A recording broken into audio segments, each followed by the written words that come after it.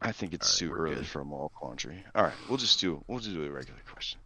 We'll let the moral quandaries kind of pop up on their own. This campaign has no shortage of them.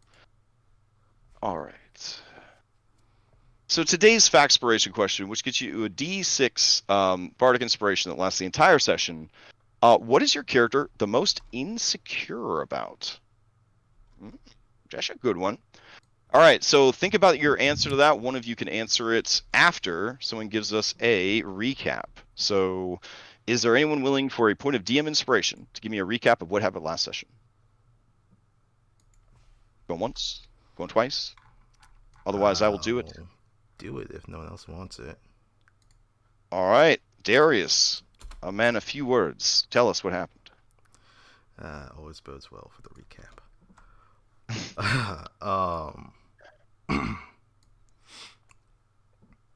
This house is fucked. Mm-hmm. Enemy in armor attacked us. Not one, but two. Tried to get away from them. Kept chasing us like fucking Terminators.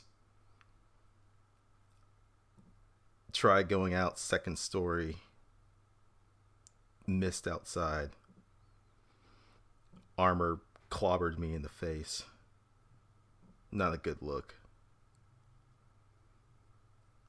Heard shouting of something between two people. Not sure what that's about. Do end up shoving one of Armor's out the window. The other one chased after the white girl. Hopefully she's okay. We did regroup in the attic. A lot of blood, but everyone's still standing. But that white girl's off. People were saying something about a maid. She's kind of acting all strange. But she said the kids are next door. Broke down the door. Seems like it was sealed shut. Just bones and ghost. These kids are dead. All right, take your point of DM inspiration.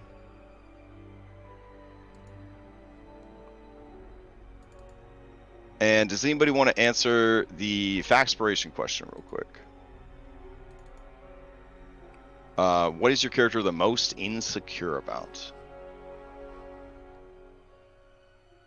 Going once? Going twice? Oh, Jack? Okay. Well, it's pretty obvious. He had intended to try to establish a better bond with his daughter because he does not feel he is a very good father. And, well, that has all sort of changed. And he's probably going to be coming to grips with that insecurity moving forward. Okay. Yeah. Fair enough. I'll go ahead and activate your Factspiration. You may ask the same question of any NPC that you've met so far. I guess currently that would be what? Aragol, the groundskeeper, and also these 5 lovely companion NPCs. I would love to know what's going through Matthew's head. Wow, Matthew's head. Okay. What is Matthew the most insecure about? Okay. You can help guide me on this, Eric, but my take on Matthew is he is very insecure about everything. This is a guy who is just constantly on guard, constantly scared, constantly worried about how he appears to others, how competent he seems, how cool he seems, how manly he seems, how in control of the situation he seems, to the point that it's almost self-sabotaging because his insecurities almost sort of define him and put him in a situation where he becomes the thing that he's insecure about being. You hit it right on the nail. Okay, fair enough. I think we've all known a Matthew. If you haven't known a Matthew in your life, ... All right. Why is my government name gotta be thrown around like that? Whoa! I'm sorry. Worker 79432. I'm sorry about that. All right. Keep the corporate flame burning, my friend. All right. Let's head back to peaceful Durst Manor, where you guys are babysitting. What a fun adventure. All right. So, up here in the attic, the children turn to you, and young Thorn says, "You kept your promise. You came, and did you bring the snacks?" I think Darius just turns and looks at Adrian like, what the fuck? Adrian returns that look, pretty much.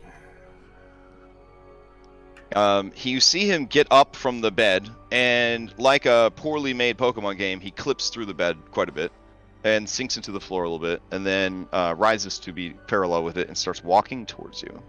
He steps right over his own corpse. Does it seem like he realizes there's a corpse on the ground? It does not seem like he's paying any mind to it. He is heading right for you, Darius. Huh. Okay. All right, Darius. He begins reaching towards you as if he's going to try to rifle through your bag, because all of you conveniently have a bag trademark, whatever that bag happens to be. Your man purse, your fanny pack, your backpack, your duffel bag, like conveniently though, in the scuffle, you guys have all snatched up something that would serve as a backpack. Yeah. He says, "You bring the cakes? Did you bring cookies? What did you bring?" Darius, you feel his cold hands on you, and it is like the worst frostbite of winter, as his hand almost kind of goes into your body as he's sort of feeling around in your bag. Was Adrian gonna do something? Because I got something. All he said was to give him something, and steps back a little bit. Okay. Darius takes like a half step back and kind of like puts a hand up in front of Thorn just to kind of like stop. And then he'll kind of like kneel down slowly, reach into his bag, and I guess he'll pull out like an energy bar because athlete. And he'll like unwrap it and hand it to Thorn. Just what every fat little boy wants. He smells it and he says, "Is there sugar in this?" He'll turn the wrapper over, look at the ingredients, see there's a little bit of sugar content. He is already consuming it, and it's very like Slimer in the Ghostbusters movie. Like you can kind of see the food like going into his body, sort of thing. And he stops himself just before the last bite, and he looks a bit ashamed of himself, and he says, "Oh, I'm sorry, Rose." And he hands her the last drooly ectoplasm slobbered on piece. She looks disgusted, but you hear her ghost tummy rumble, and she takes it from him, turns away from you guys so you can't see her eat it, and eats it. The ghost children, do they look, other than being ghosts, they look normal? Like, wow, what a question. They look semi-transparent. Some might call it incorporeal. They definitely look like every hologram, Force Ghost, Ghostbuster movie ghost that you have ever seen. They're meeting all of your expectations. All right, but they're not rotted or anything like they're. No, but they do look pallid, like the illustration here. Like they look dead. They definitely have a cast to them of looking dead. Anyone who saw the specter of Anna downstairs, it kind of has that vibe to it, where they're very obviously not alive. But they have like blood dripping from their face or like long ass claws. No. These children do not have any spooky elements, if that's what you're asking, other than their overall dead look. Okay. Yep. Adrian to say, Rose, how long have you been here? What do you mean? Father was very worried about us, and so he had us move our bedrooms up here when and she looks like she wants to talk about something, but she doesn't want to talk about something. She says, it doesn't matter, but I don't know. The door, it stopped opening, and everyone stopped bringing bringing us food, and well, we just started to get really tired all the time and really sad all the time, and then we were just so weak, and I mean, I just held Thorn so that he wouldn't cry so much, and then, well, sometimes we do leave the room even though we're not supposed to.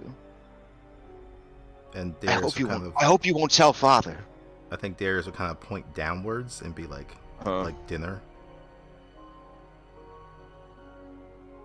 Yes, we came and had dinner with you. Yes. It was very good. I guess he'll look at Thorn and look at Rose. He'll go back into his backpack, bring out another power bar. This time he'll break it in half.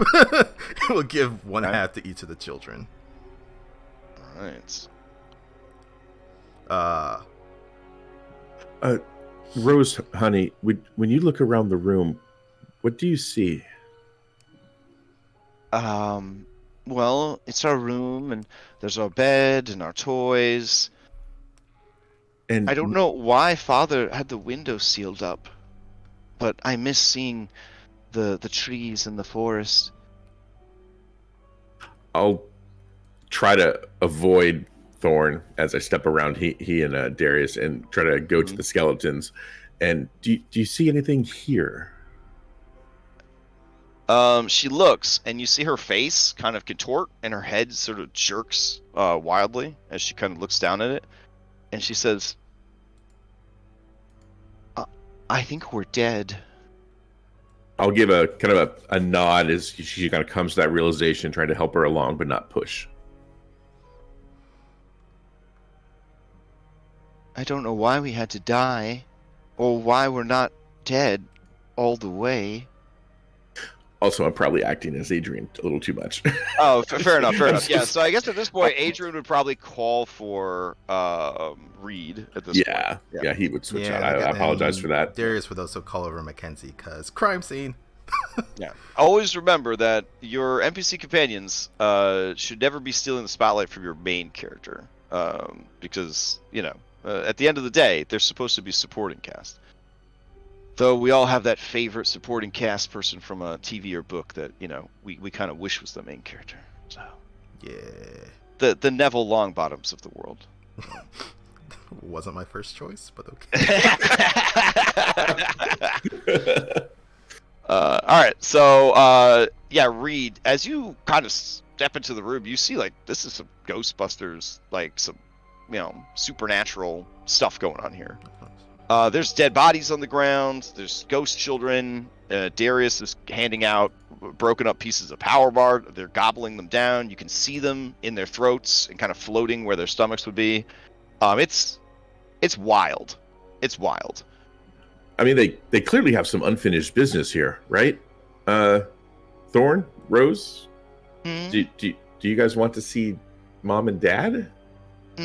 No, we're not allowed to go downstairs. It's too dangerous. There's a monster down there. It's dangerous. The rest of this house. No, the house should be fine. He'll just point to the blood that's coming from his head. Armor. Did you fall down the stairs? Armor attacked us. That's strange. Thorn, would you like to leave this room? Thorn says, "Yes, I would. Thank you." Okay, we Reed, give me a charisma saving throw. Okay.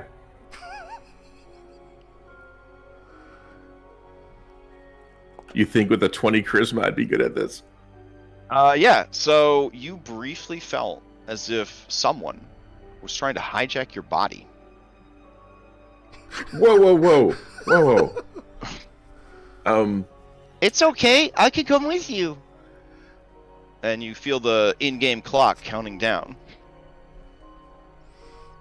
Ooh. Stop. Hold on. All right. While this is happening, over here in the moldy attic, with a chest containing a dead body. What are you guys up to? Like, what is Turnin, Jack, and is that all that's over here? Oh, and Eric. Yeah. What are you guys doing? I was helping Mackenzie with maneuver the body when she was taking a look at it. Yeah. She would have heard Darius call out, and she's going to go to the other room to investigate that scene. So she will probably not be part of this. Okay, so Mackenzie's going to be... Alright, so Mackenzie hears you call for aid and leaves Jack with Anna and Anna's body. Okay. Alright. Well, this is... I was debating on whether I was going to show her the body or not. Last week it was a good idea. This week, I'm not so sure. I think I would try to do some orienting with Dana. I don't even know what she's going to answer to right now. So we'll see what she answers to and see if I can get her out of the room. Okay. She seems to respond to Dana or Anna relatively equally, more so to Anna, but there is like almost like a habit that she is reacting to of replying to Dana. Okay. Will she leave the room with me? Oh yeah, she thinks you're great. Okay. She says, I don't know if this is too forward, sir, but there's just something about you. You remind me a lot of my father. I am your father. She laughs and says, "That not true, sir, but your jest is appreciated." Okay. All right, Eric and Matthew, what are you guys doing? I think they just left a body on the floor in here. They were doing like a police autopsy, and then they were like, something else is happening. So they just left us with a body on the floor? Yeah. Okay. Mackenzie would have said, put the body back in the chest and close it before she left. I have to go deal with whatever Darius is doing. She's not that unprofessional. I mean, if she thinks Darius is in trouble, I feel like she would just kind of, Jack is a trained medical person, so she would kind of. I mean, there's also that too. She can't be the only responsible person here. I love that the professional option is to stuff the body back in the box.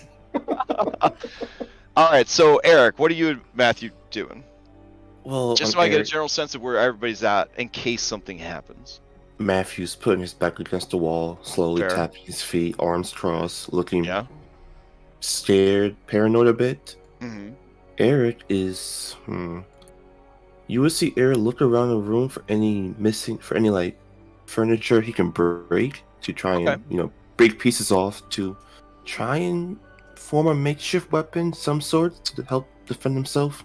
You could certainly create improvised club very easily, and you could also pick up what the Nightfall group has affectionately called debris.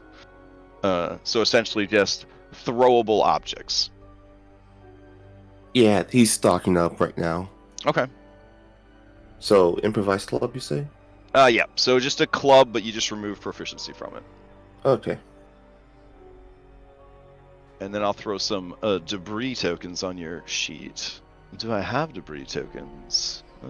Let's see.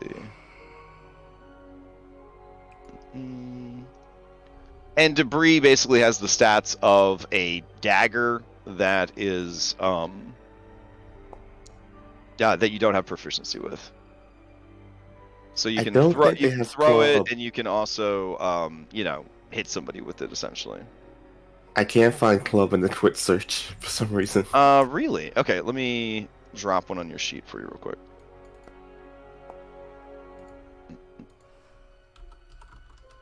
Alright, and we'll call it improvised club. There we go.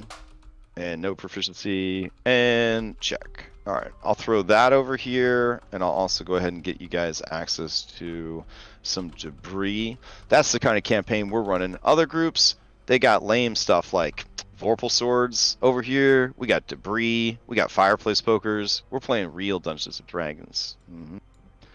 All right. So anybody that thinks of it, you could break off pieces of attic furniture to get yourself an improvised club, or start just grabbing bits of debris. Just keeping in mind that debris it has weight, so carrying too much of it could start to slow you down. All right. Sorry, one more thing. Mm-hmm. In this moment, upon doing all this, could Eric take a moment to think back? Since so far he's met a walking armor, no person inside, and he didn't technically see Anna at all as a ghost. Yeah. But from what they're saying, could he assume otherwise, that she was or is? Oh yeah, I think at this point, so a very interesting article I read a long time ago talked about how adventurers are basically all insane, right? Because they reach a turning point where a normal human being would either lose their minds, go completely insane, or just say, this is happening, and then try to deal with it. But basically that third one is almost the worst one, because you are accepting just how completely unnatural, unreal, dangerous, life-threatening, and insane the situation is, and you're like, this is happening, I'm going to do what I can with it. But there is a certain point where like a normal person would be like, I am not doing this, right? Like, I am leaving, I am waiting for help, I am going to go deep into my mind and go catatonic. But an adventurer just says, well, Occam's razor kind of thing, like, this is happening, right? Like, and if I keep denying it, it's just going to get me killed. So here we go. So yeah, if any of your characters are at that point where you're wondering, like, oh, would my character really believe this shit is happening? This is that time to kind of, you for sure have seen enough evidence to be like, okay, you know what, future me will get therapy and figure out exactly what happened tonight. But right now, in this moment, I'm going to accept what's happening, and I'm going to try my best to operate within it. If you have more fun trying to play it as they still want to rationalize it, that is also totally cool. But a great question to come up in a game like this, right, where you guys are isekai'd and you're normal people in a normal, non-magical world trying to figure it out. All right, thank you. In that case, can I think back to all the horror movies I've seen involving spirits and whatnot? Absolutely, yeah. That's one of the fun parts about this. Think of what weaknesses or what they can do within those movies. I know it's different per movie, so it's like, Oh yeah. No. So what this would be is essentially it is a meta knowledge check. So I would allow you to roll intelligence plus your proficiency bonus, because we would assume that every modern day person from the year 2022 is going to have pop culture or historical knowledge or stories passed down, that sort of thing, that they'd be able to draw on. But you will always get the most basic bitch popular thing, right? So if you think about Ghost, you'll probably be like, oh yeah, Ghost, they have unfinished business, and they can't cross over salt or something like that. You know what I mean? That may or may not be correct within the world of Dungeons and Dragons. Okay, this will be a +1. And also, I don't know if this was the group that asked during the brief session 0 or not, but Dungeons and Dragons does exist in your timeline. Yes. But the Curse of Strahd setting, the Ravenloft setting, was never developed. So right after they did Dragonlance, Hickman and Weiss or whatever, they had simultaneous heart attacks, or they disappeared mysteriously or whatever, but they never were able to write and release the Ravenloft setting. So okay. All right. So yeah. So you start thinking of things that you know from popular shows, movies, and books about Ghost. Is that what you're asking about? Is Ghost in general? Yeah, since that's a current topic, I believe. Repeated throughout many myths and shows is ghosts have unfinished business. All right. Cool. So back in the room with the spooky kids. Reed, give me another charisma saving throw.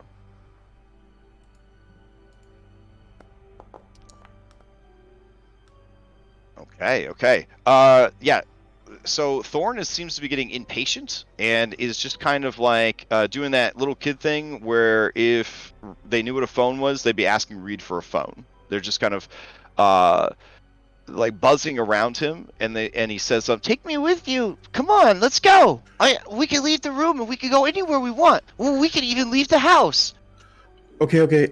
Just one second. Darius, we found 3 bodies so far. They don't belong here.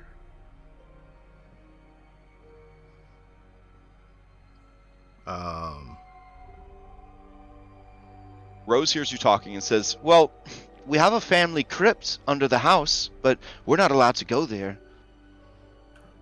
Would it be okay if we, and I kind of motion to the skeletons, if we take you there? Oh, you'd like to take me there? I don't know, it's very scary. Isn't there a monster down there? That's what Father told us. Sometimes fathers say things that to protect us, Rose. Oh.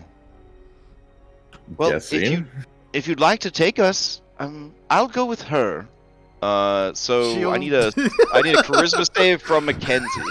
I was gonna say Mackenzie was like, too late.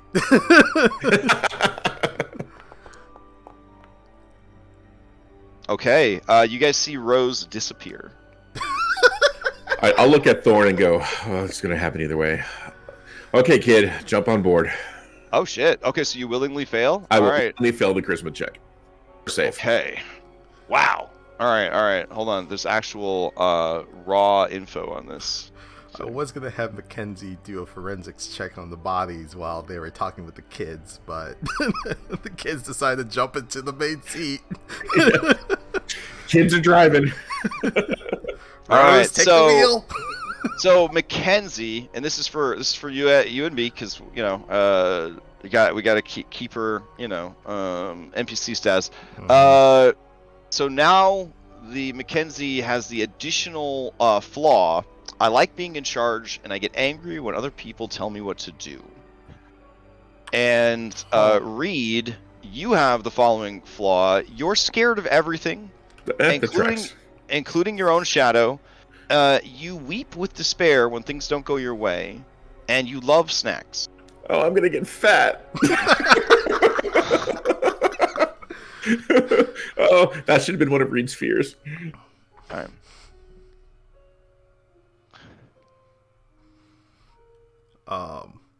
Man, I had an idea of something that was going to happen a little bit later, but... All right, so Reed looks at Darius and goes, well, come on! And he points to the skeletons. Get us out of here! Darius just tilts his head in confusion, like, what are you talking about? Well, you don't expect me to carry this. And Mackenzie looks at you and says, yes, we're coming with you, but I feel like you should take those. And she looks away, not wanting to kind of acknowledge that they're there.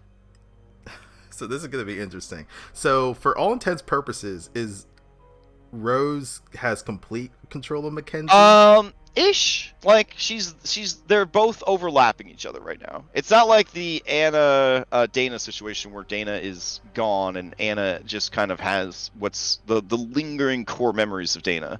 There are two souls riding around in Mackenzie and in Reed. Okay. Because I was, like I said earlier, I was going to have her do a forensics check on the bodies just to confirm anything else that happened to them other than starvation. And the second thing is that she was going to probably recommend that maybe we clear the house first before we start moving bodies around. Okay. All right. So again, remember, you're playing Darius. Yep. Not Mackenzie. Yeah, that's what I was saying. Recommendations. All right. What she was going to say. But yeah. So Mackenzie would need to make a charisma save to kind of retain her original goals. Mm-hmm. Otherwise, they're going to be kind of hijacked by Rose. Yeah. All right.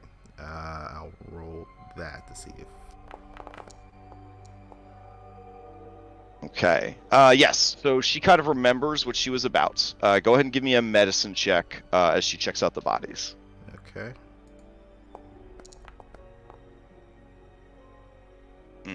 Okay. The children definitely died of starvation.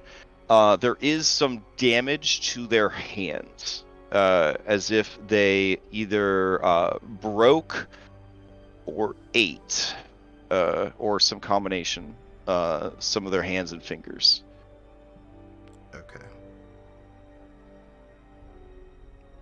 Yeah, because I was asking that question because, like, I guess her professional background is that she would like to not move these bodies, part of crime scene, but then, like, Rose is taking care of hijacking, so it's, like, conflicting interests, but, okay. I guess she'll kind of just tell that to us, and Darius will kind of, like, leave the room for right now and regroup with everyone. Alright.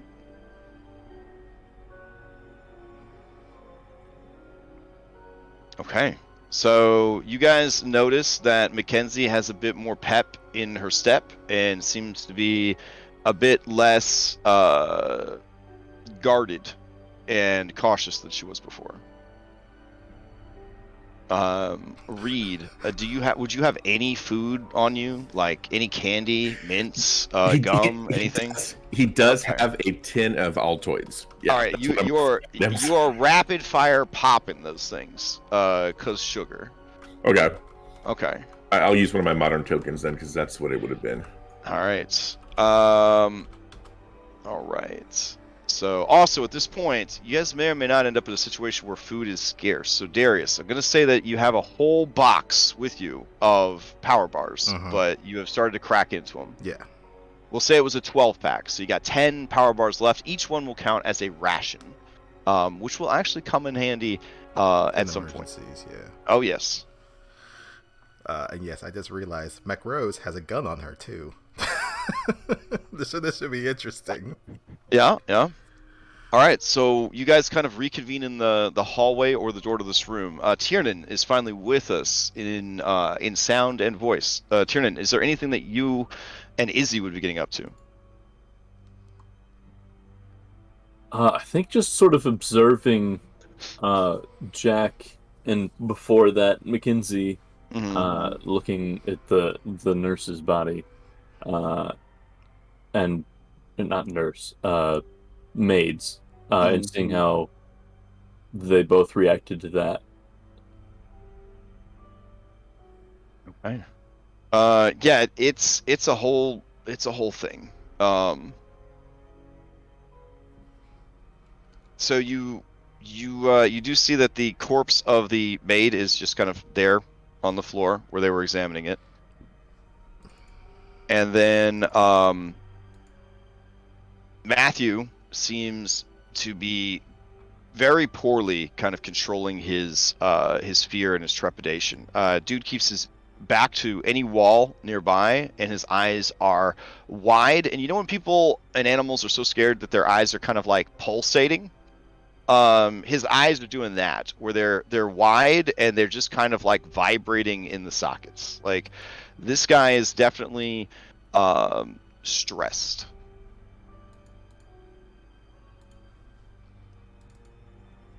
All right, out in the hallway, Jack and Dana are kind of discussing who is whose father and things like that. As coming out of this room, Mackenzie, Reed, and Adrian, with Darius carrying. Are you carrying the bodies, Darius? Or did you leave them in the room? I was gonna leave them in the room for now. Okay, all right. So and Darius, who looks concerned. So what is the situation, guys? Reed's not gonna, especially now that Reed has a piggyback rider, isn't really gonna want to leave the bodies at all. Okay. All right. You might be able to carry them with your wimpy body, but it would be a struggle. I mean, it's not carrying yourself. Carrying yourself is a struggle. So carrying them would be pretty hard. Yeah. If anything, I'll try to find like the sheets from the bed to just kind of wrap them up in a sack to make it easier to carry. But I won't be able to carry them myself. Obviously. All right.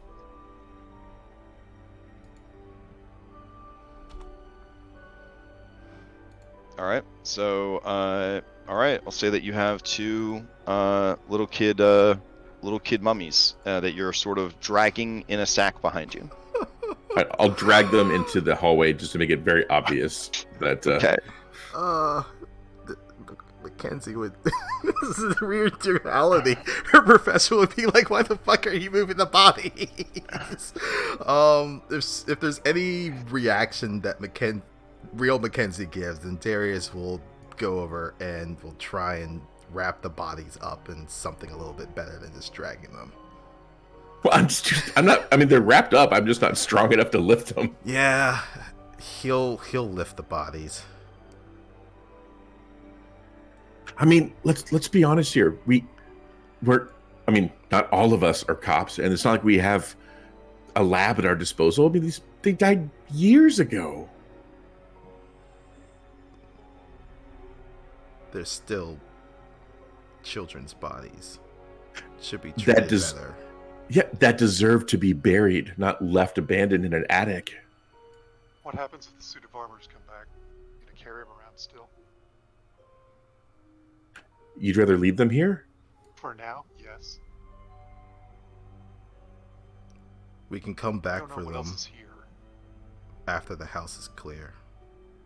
Mackenzie looks around at all of you and she says, "I'm the only one here that's representing the police. You do not move the bodies. I shouldn't have even taken the body out of the thing. We should wait until morning. When this mist clears, we head down the mountain. We get signal. I call for backup. This whole place gets investigated. That Arago guy gets called in for questioning. Whoever this Vasily guy is, he gets called in for questioning. We can't keep getting mixed up in this. In fact, what are we even doing at this point? We should just find a room, close the door, and wait till morning." Whoops. That is some serious denial. Denial? I'm not denying that crazy things are happening. I can feel a ghost inside my body. But you know what? What are we going to do about it? I'm trained to use a service pistol. Sure. What do you guys have? What are you bringing to the table? I don't want any of you to get hurt. Something happened to Dana, okay? We need to just stop. We need to stop right now. Enough is enough. We've taken this further than we should have. And she looks at Darius for support. Yeah, he's not in agreement.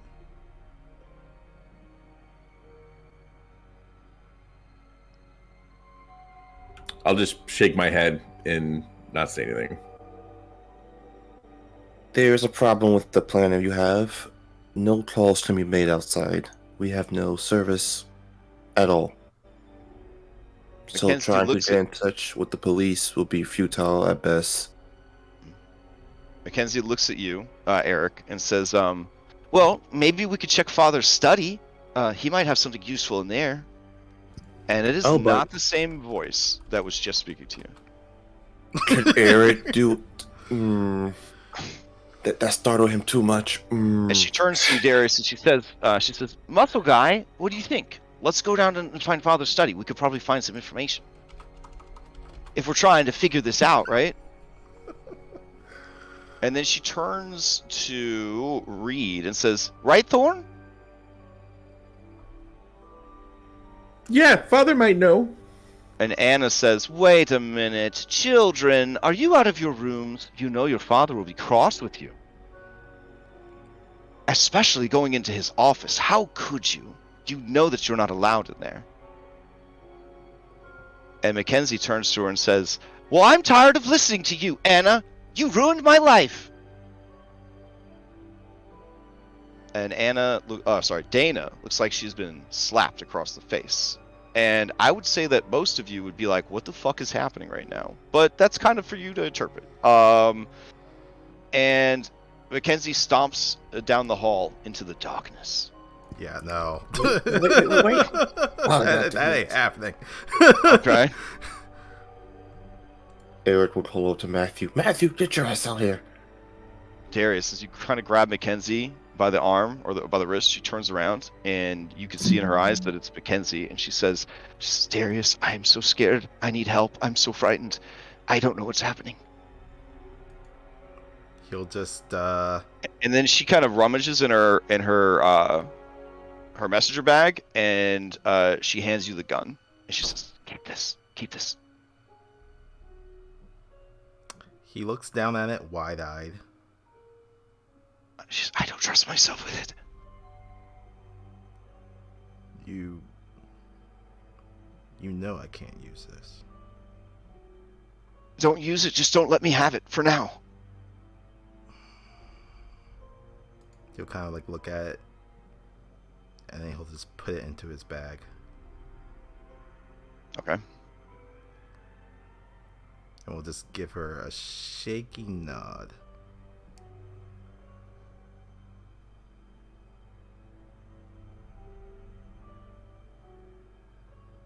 And we'll just kind of put a hand on her shoulder. Just to she just starts to sob, and she just leans into you, and she just cries. And then you hear in your ear a different voice say, why did Father lock us up? Why did he leave us to starve? Man, he's so out of his depth. The best he's gonna do is just have a hand on her shoulder and her back of her head and just give her comfort. He has no idea what to say in this situation because this is just fucked up. All right, the crying redoubles, and you almost hear two separate sets of sobs. Everyone down the hallway, Matthew leans into Adrian and says, what the fuck is happening? And Adrian just kind of shakes his head in disbelief.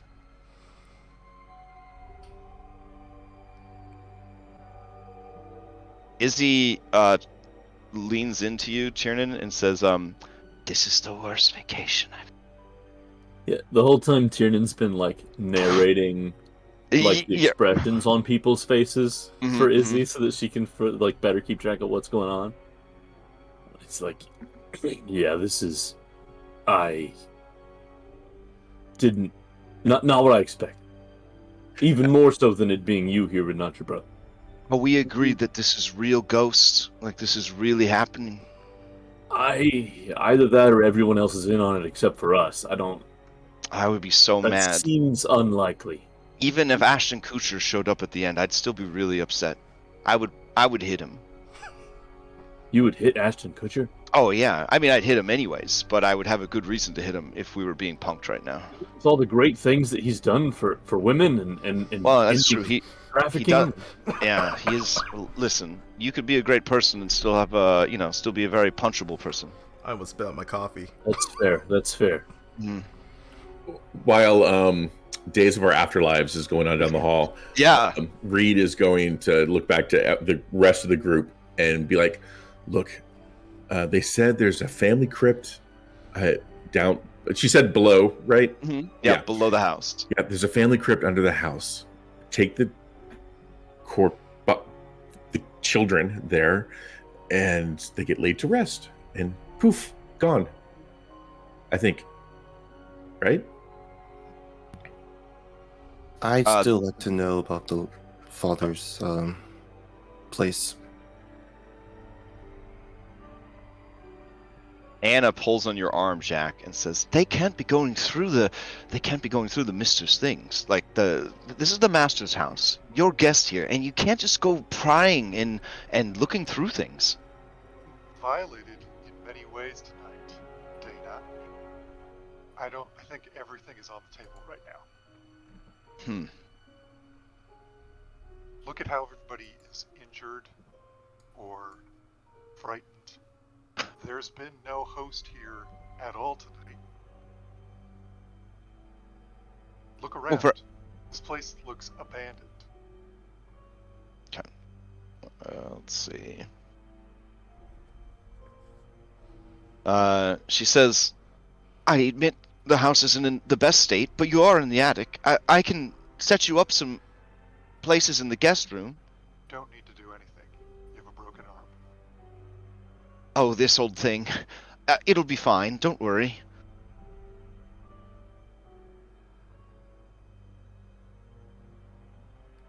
And you can see a desperation in her eyes for people to get on board with her narrative. I bring her focus back to me. Okay. And I tell her that it will be okay if you stay with me, stay near Tiernan, stay near Adrian. It will be fine. Okay. She seems to quiet and just kind of watches. All right. Darius, Mackenzie seems to have sobbed themselves out. So what do you guys do? I guess I'll just like lead her back to the group. Okay.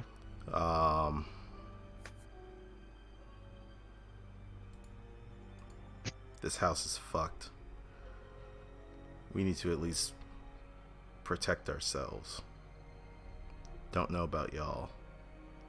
And he'll just, you know, slap his fist into his hands, show that he has brass knuckles. Is there anything else up here? Oh, I mean, there's a door at the end of the hall, and another door at the end of the hall that have not been explored. You also see through the window there's another upstairs area, but you currently don't see a way over to it. Okay, I'd like to make sure everybody has at least some kind of implement to defend themselves with, if they do not already have one. Mm-hmm. Anyone here strong? I'm decently strong. I believe Darius is as well. I mean, look at him. Yeah, I mean, just looking at Darius, you know that this guy could cold clock just punch somebody out one punch.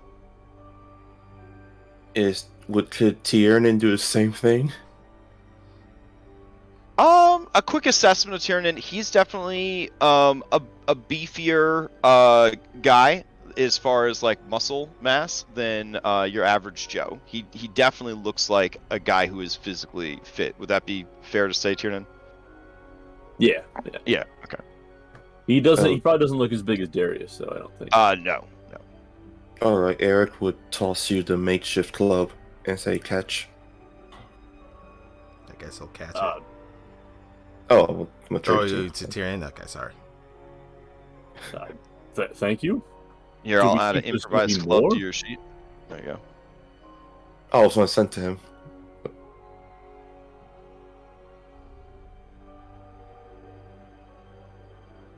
Alrighty.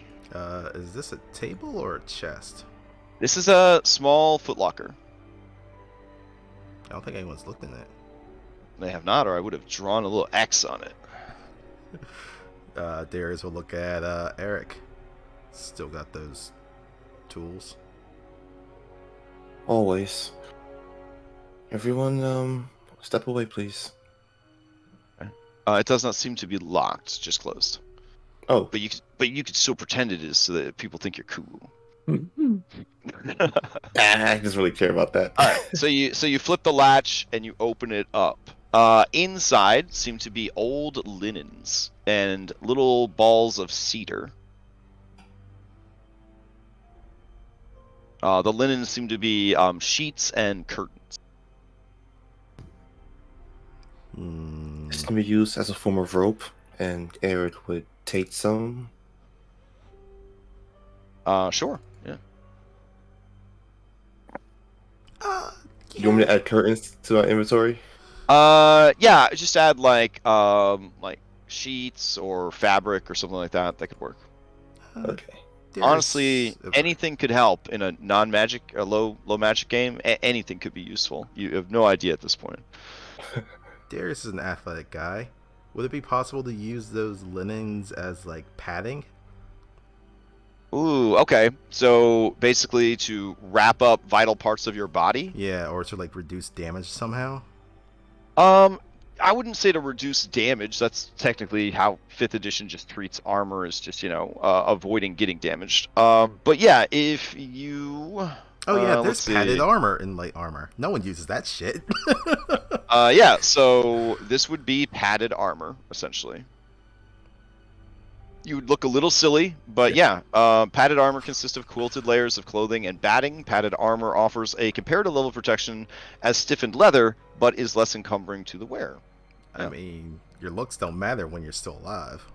Fair enough. All right, you guys watch as Darius starts building himself a Stay Puft Marshmallow Man cosplay out of old cedar chip-smelling sheets. So I'll go ahead and add a padded armor to your character sheet. You look like you're going to a winter toga party. And I'll be alive while doing it. Matthew mutters, that's what they say in the movies, and then they don't. So.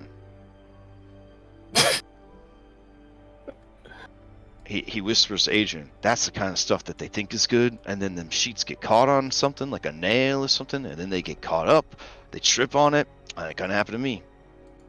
You gotta stay quick, spry. Adrian, who kind of side-eyes Matthew, remembering the incident during the armor, just kind of side-eyes him, but nods.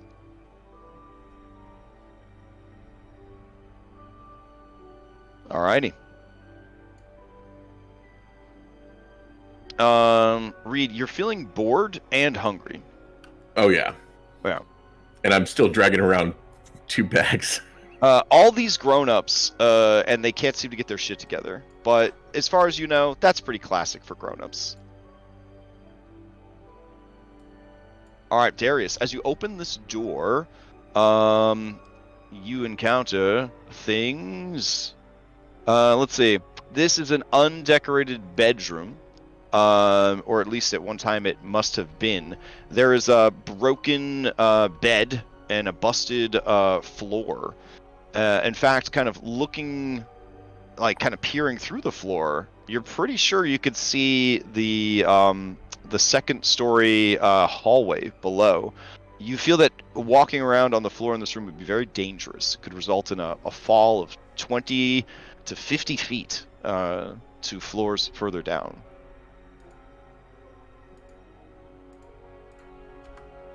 Gonna close that. Okay. You do see out the window the roiling mist, and out this window over here, more of that secondary attic area with the shuttered windows. Darius would point. I guess this is another chest over here. Point towards that, and then I guess he's gonna start investigating these windows to see if there's like a latch that can be opened, because either we go to the other side of this attic that's going to be across the mist, or we head back downstairs, and I'm pretty sure there's a Terminator walking around. Okay. You could open these windows. It would let the mist roll in to the attic. You can see it. It is almost like the mist is alive. You see tendrils of it sort of slithering along the ancient glass of the window. And if you guys aren't familiar with like really old glass, like it kind of settles, so it's like heavier towards the bottom of each pane and thinner towards the top, causing like a distortion. As just age sort of like has the glass sort of melt and settle a bit in the frame. But you can see sort of slithering along is tendrils of this mist. Speaking of mist, walking downstairs wouldn't be much of an option, even with the armor, because didn't you guys break open a window? There were a couple, but it looked like the fog sort of stopped spreading after a while. It can only get so far in. But the hallway's pretty much closed off. I mean, you could cross it, but it's choking.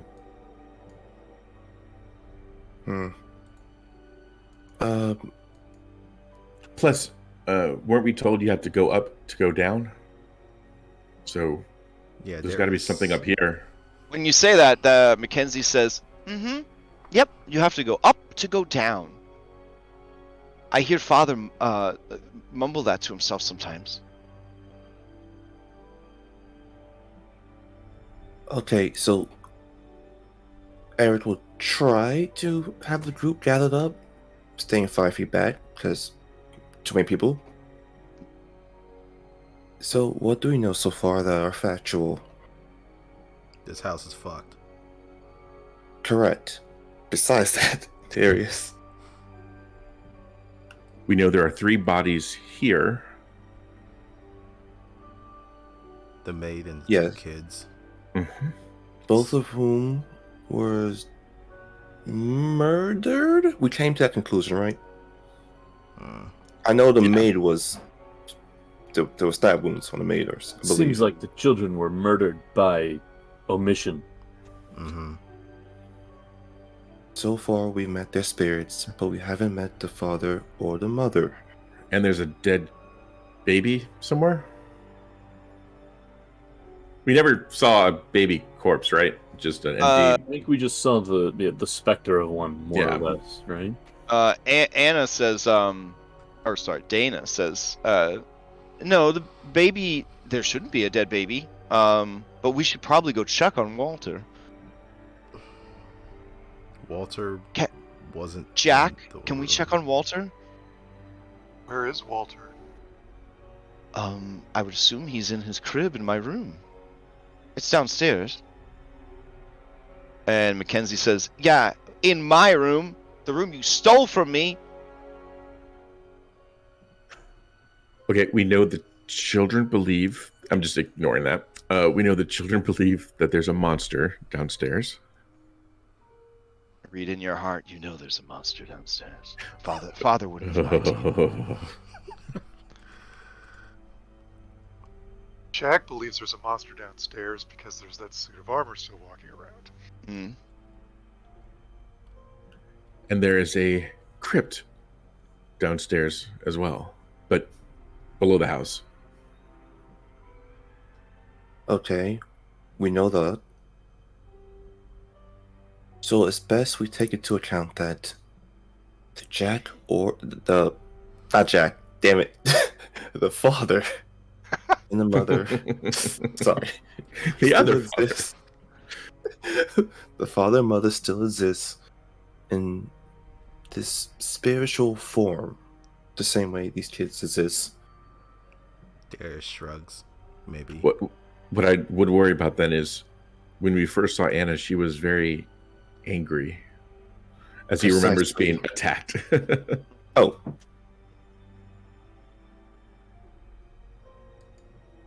So let's just be on the lookout for that. And Eric will look towards Anna, Anna, whichever one she prefers. Mm-hmm. You told me that the master's bedroom was off limits, but could you at least please tell me where it is in the house? You want to know where Master Durst's study is? Yes. Oh, it's downstairs, on the 2nd floor. Library? With a question mark. Oh, well, the library is near it. It is a wonderful library, isn't it? It has tomes from all over Barovia. And lands abroad. Barovia. Barovia. Mm-hmm. Is that on the map? Is there a town named Barovia? Is that a county? I thought the master had a map. Barovia is a country. Eric starts counting the states in his head. Wait. In the U.S.?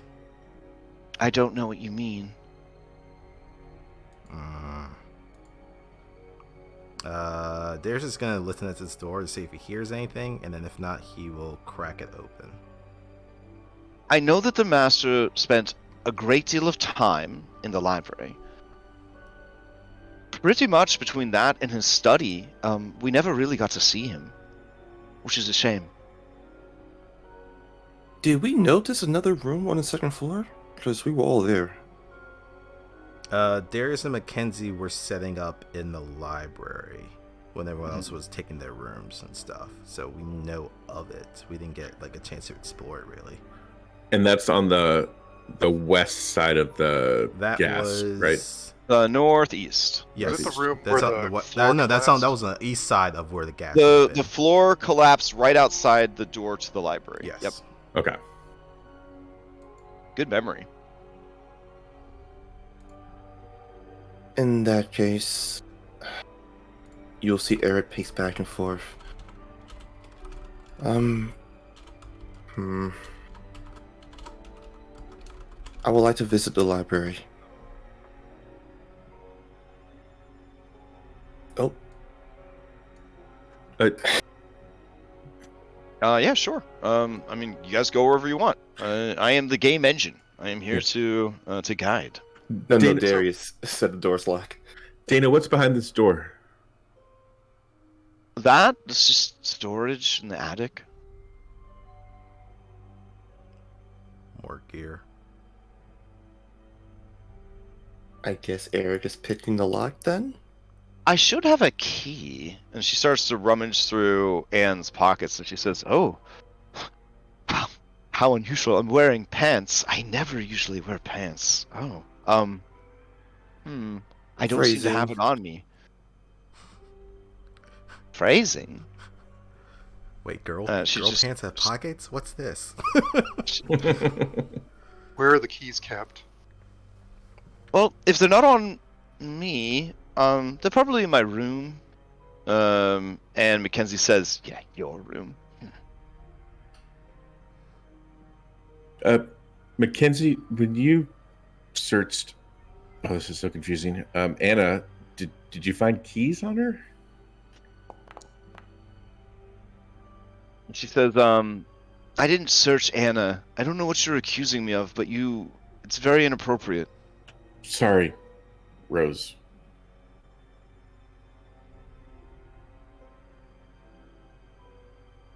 Anything about that door? Yeah. You do an investigation of the door? Is that what's going on, Eric? Are you listening at the door? Are you looking at the door for clues? What you doing? Eric's going to try and pick open the door because Darius mentioned it was locked. It should be unlocked. Try to click it. There you go. Oh. No, I saw in chat he said that, so I thought, okay. Okay.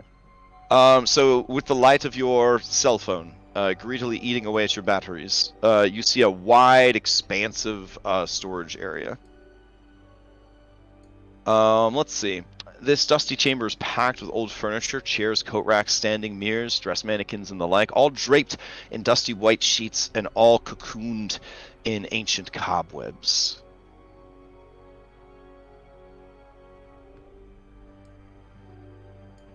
There's another window out here, it looks like.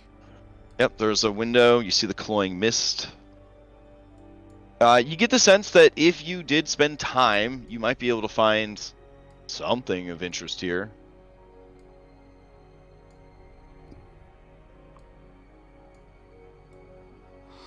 Could Eric try and look for anything out of place? Any details that might be... Sure. Are you guys willing to spend 10 minutes kind of just casing the attic and seeing if there's anything interesting in this room? Sure. Okay. Go ahead and give me an investigation with advantage, because we'll assume that other people are helping you look around. I would... Okay.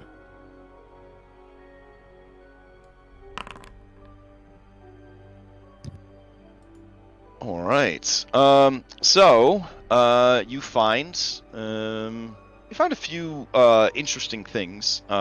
Most of the stuff here is so overgrown with black mold, or just kind of has succumbed to age, that it's pretty beat up.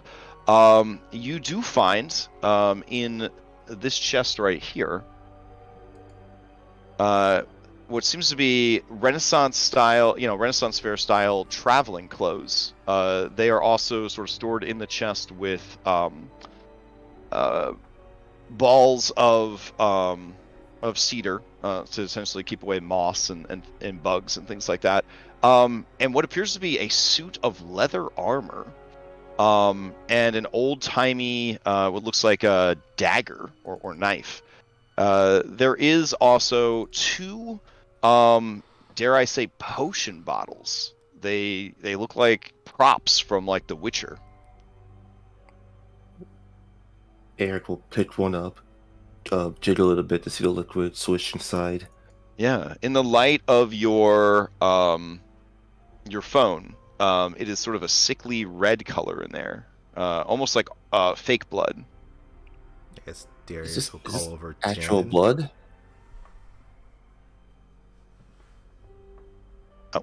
Darius will what? He was gonna call over Tiernan because he seems to. Oh yeah, okay. Be good with healing stuff to take a look at it. Sure. This bottle here?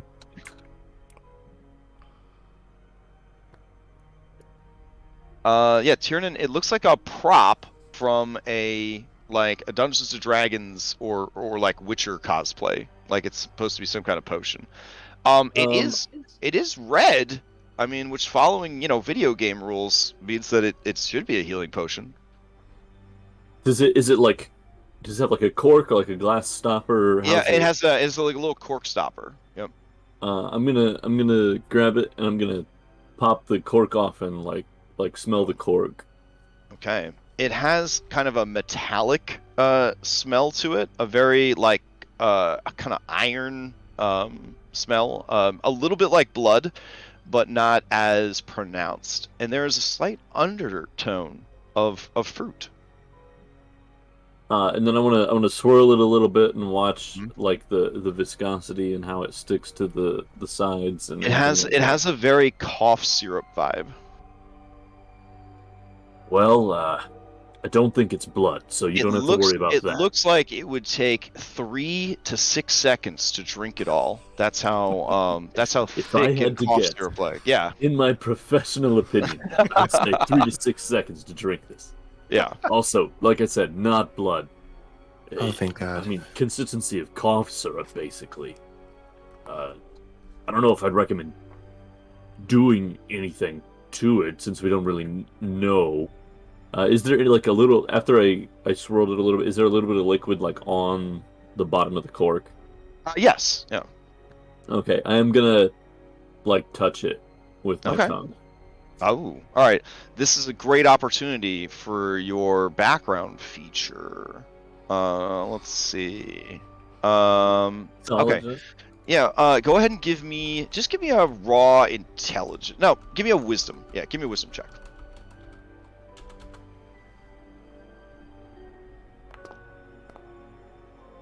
Okay. Yeah. You feel like kind of a zing, a zest to it. Like, it sounds silly, but it kind of feels like an energy drink a little bit. It's got like that vibe to it. I mean, whoever mixed it, they're good. It seems like it would probably be safe to drink. I don't know why you'd want to, but I think you could. You know those real bad, like, off-brand energy drinks that you can taste the chemicals and the minerals, even though they tried to give it like a little bit of a fruity taste? It kind of has that. You taste the red color. Yeah. You definitely know that this is a chemical compound, but you don't think that it's necessarily dangerous. Fruit punt my ass. This is red. Right. I'm just gonna give Tiernan the other one and be like, well, since you're the expert, you can hold on to this. I'll do that. Yeah. Okay. I will pick up the leather armor. Okay. Does it fit? Does it look like it's a medium size? It looks like it would fit a medium person. There are straps to adjust it. It's definitely the kind of thing that if you tried to purchase this at your local Renaissance Festival, they would gouge you for like $650, $700 for this. Cool. Yeah. Somebody's really into cosplay. I look at Darius, I believe, in his Marshmallow Man outfit. Right? I wasn't imagining State Puff Marshmallow Man. I was thinking more like, muscle suit in like Marvel right. DC movies. But sure, I guess that works too. You'll see Eric look at the armor, look at Darius, back at the armor, back at Darius. Very well. Keep it. Oh, I mean, if you're fancying a little fashion show, I'll help you try it on. I don't. oh, thank you. I'll Just I'll do the buckles up for him. Okay. I will add leather armor to Eric's character sheet. And as Reed, the actor, is looking at the Renaissance style clothing, any of them scream like fancy pants? This definitely seems to be like if you were casting for a role, right? This isn't like your local vagabond or bandit. This is nice leather armor. Like definitely for showing off your station, but also some protection while you're out hunting or something like that. And you said there's multiple suits of clothing? There is also clothing in there too. That seems to be of a finer type of clothing. Oh yeah, Reed's gonna change it to something nice. Oh, okay. Oh, Eric, I'd say. Reed, give me a charisma. Give me a charisma saving throw, Reed.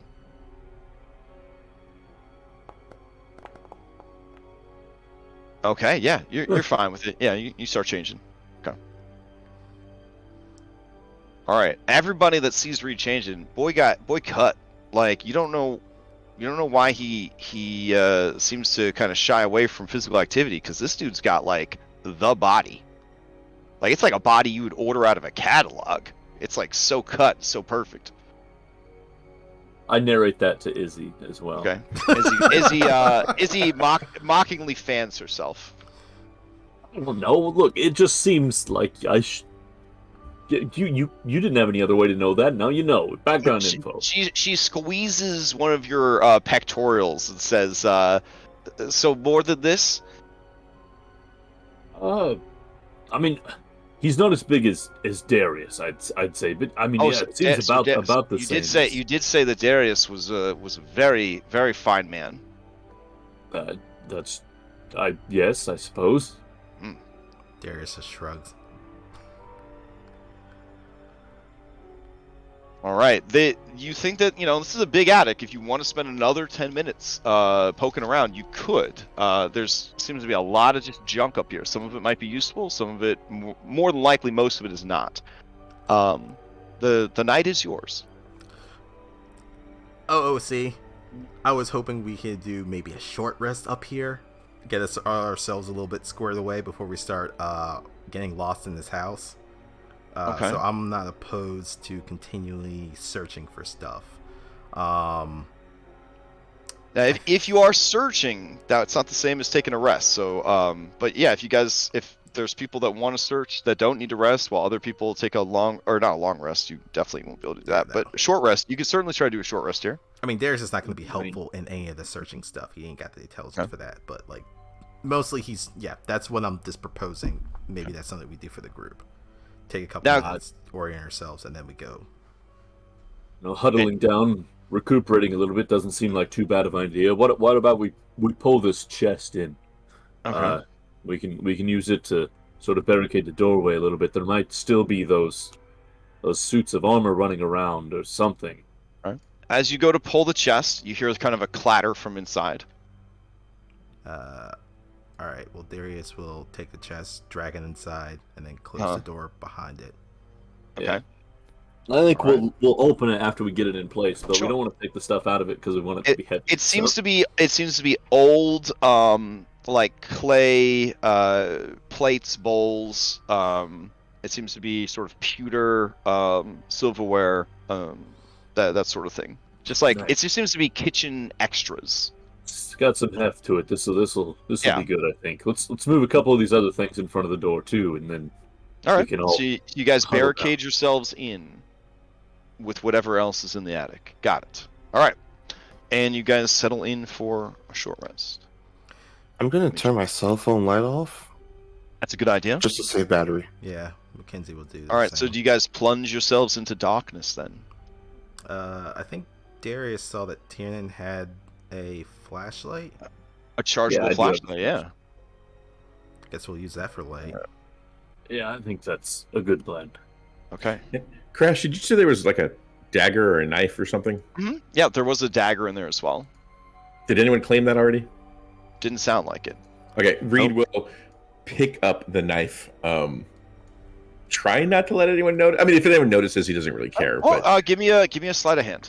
Yeah, but he's trying to, Your passenger thinks it'd be so cool to have your own dagger. Super cool. Oh yeah, that beats everybody's passive. So nobody would know if they went back for the dagger. The dagger is not there anymore. Okay. Do I just add just a straight up dagger to my? I'll drag it over to your sheet. Thank you, sir. There you go. You also mentioned that there was a balls of something in the chest as well. Yeah, they're just cedar. So before they invented mothballs, people would use cedar chips, and those that had a little bit more money would use cedar balls because they lasted longer, to keep bugs and moths and silverfish and stuff out of their things that they were putting into long storage. They would also sprinkle salt in there, but that could damage things. So again, if they had the money, they would use cedar balls. You can still use those today if you don't like the smell of mothballs. Does it look like someone could trip on those? If you had enough of them, they could function as ball bearings. Yeah, but I would say you'd need quite a few to be impactful. Okay then, just asking. I mean, you can start collecting them from all the boxes that you find and see if you can put together a set of what would essentially be ball bearings. Okay, Eric, let's start doing that. Yeah, this is if you have not seen them before, they're basically just posting potions. Hold on. Here you go.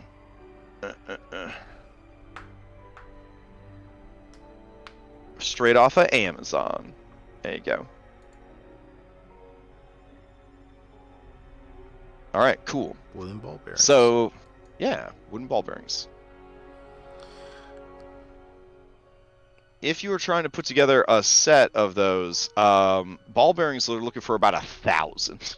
I would say with the increased size of these, if you were to check every chest, every nook and cranny here in the room, you could probably assemble one set of wooden ball bearings if you were trying to do so. Is that something you'd like to do? Yeah. Okay. All right. Darius is just going to post at the door. If you need assistance in investigation, Mackenzie can help you on that. All right. So anybody that is not assembling equipment or searching the room during this 1 hour of relative darkness, just the beam of a hand crank flashlight to guide you, you essentially can gain the benefits of a short rest. So you can strip away the healed status effect from the person with the healer's feet, and you can, I believe, regain 1 hit die because we're using the healing surge system. One thing I was going to ask about wounds, do those go away on any type of rest or healing? 1 wound per long rest. Oh, it's per long rest. Damn. Yeah, it's rough. It's rough. All right, I'm gonna say that Dana. Long rests to get rid of wounds. I'm gonna say Dana. Oh my god, my throat. I'm gonna say Dana would use one of her hit dice to try and get back some health. So if you could roll me a D8 plus 1, Jack, that'd be fantastic. Can I argue that a blind person's cane would be a finesse weapon? Oh, that's a great argument. Yes, I would allow that.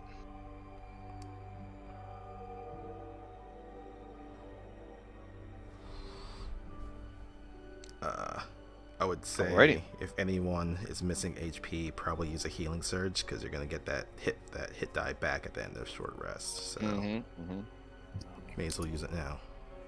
Yeah, your turn.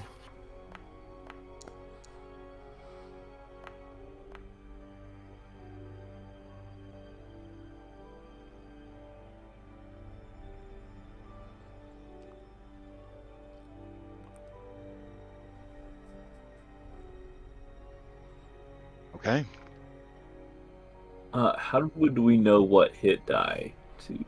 You guys are all just medium humanoids, so it's a D8. Great question. Yep.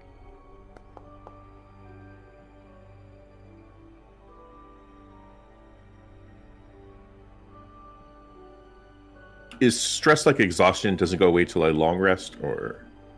I believe stress also requires a long rest. Okay.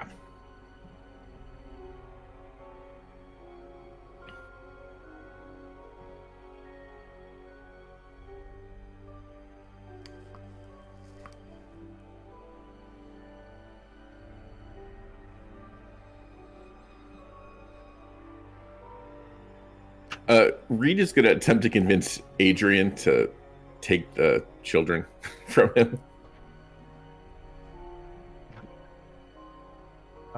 To take yeah, He's dragging around. Yeah, he says wait.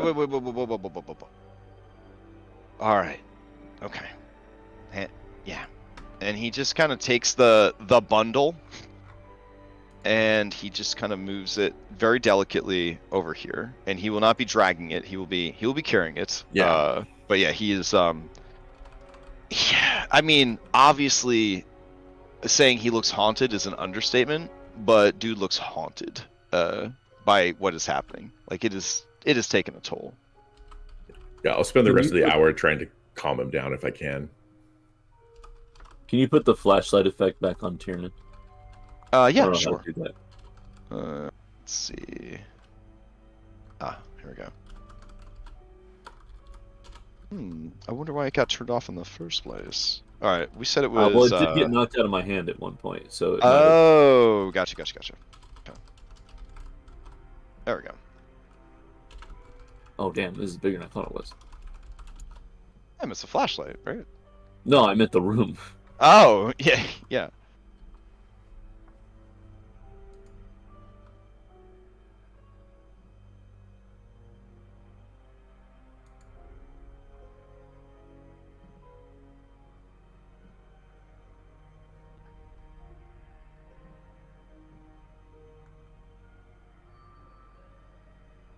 I don't know who else is making light, but I'll go ahead and I guess turn them off for now. Looks like maybe Matthew.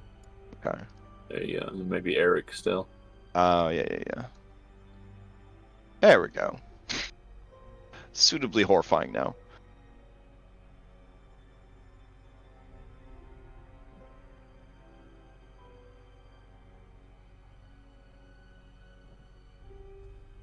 All right, so the hour has passed. Give me one more investigation. We'll see if anything useful was found. I guess this person would have. Who's doing the charge? Who's got the best investigation? Ah, shit, that's me. Okay. But you'll have. Well, I'm assuming you'll have advantage from the player's side, yeah. But you'll have advantage from everyone, I guess. Yeah. Okay, that's good that you had advantage. All right, you find a taxidermied fish. You find some old-timey skis. You find an old-timey parasol. These are things that you find that would be in any way useful, that aren't completely like claimed by age and decay and stuff like that. You find an old cigar box. Inside is 2 cigars. There is writing on the box and the labels, but you cannot recognize it. It looks like Russian, like alphabet, but you can't really make too much sense of it. he'll take the cigar box. Okay. Would Mech Rose take the parasol? Yeah, I mean, sounds fun. So yeah, I mean, if you're not familiar, that's the sort of characters. So there are overlaps between the American alphabet, but there are completely unique characters as well.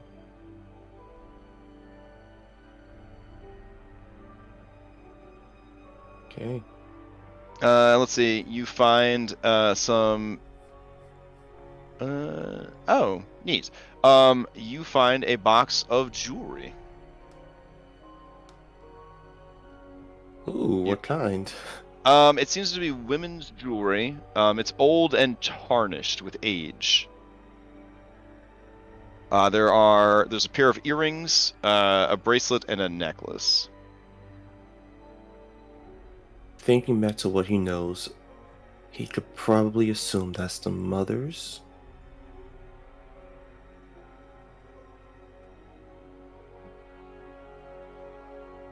Other than that, yeah, that's it. Okay.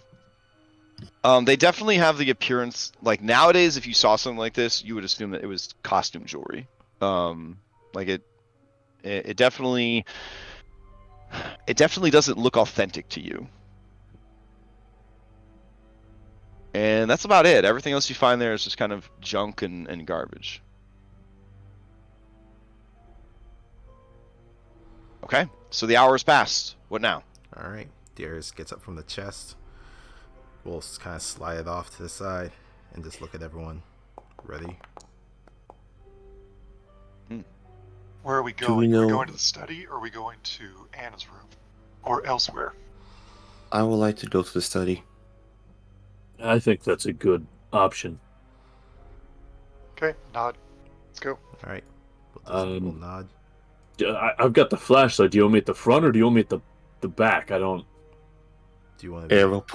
Eric will pull out his flashlight on his camera. Not a camera, his cell phone, and just light it up.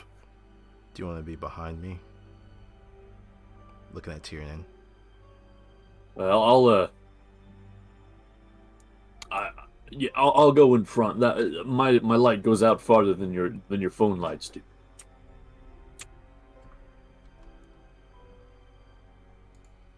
Is that blood new? That's from Dana. Okay.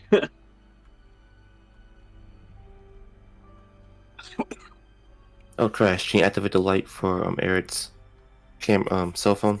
Yeah, sure.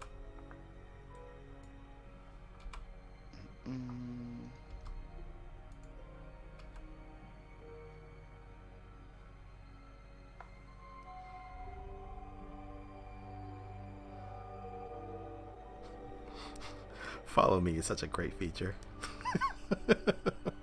While we're here, do we want to try to go out that window and in that other section up there, or do we want to just head down? Actually, from the other window, I think that was like back here. Does this one seem like it was a shorter distance to get across? This is definitely the shortest distance from your window, your part of the attic to that part of the attic. Less mist? Yeah. You imagine that, once the shutters were opened, and, you could probably go pretty quick from one side to the other, assuming nobody slips and, tumbles on the roof.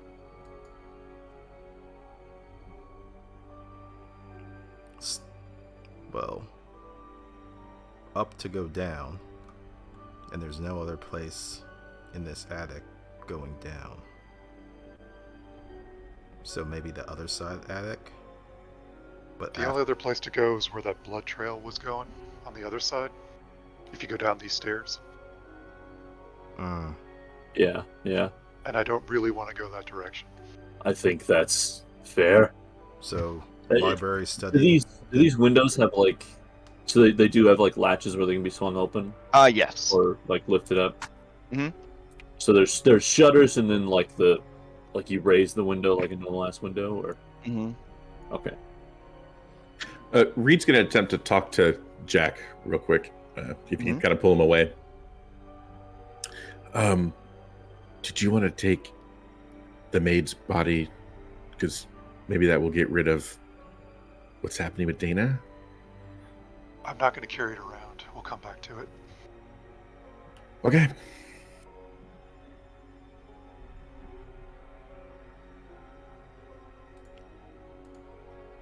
So, library? Yeah. See what's there, then come back, go across. I think that's a good idea. Lead the way.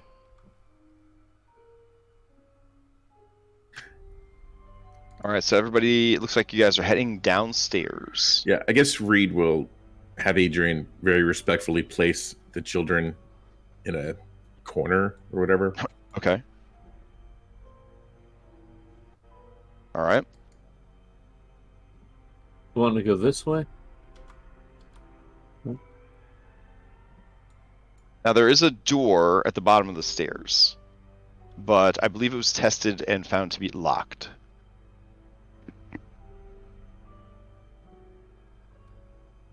Do you guys want me to open that or no? No.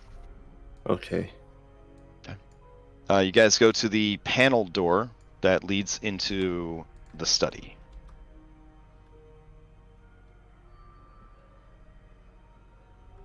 And here I'll fast travel you guys down. Boop. There you go.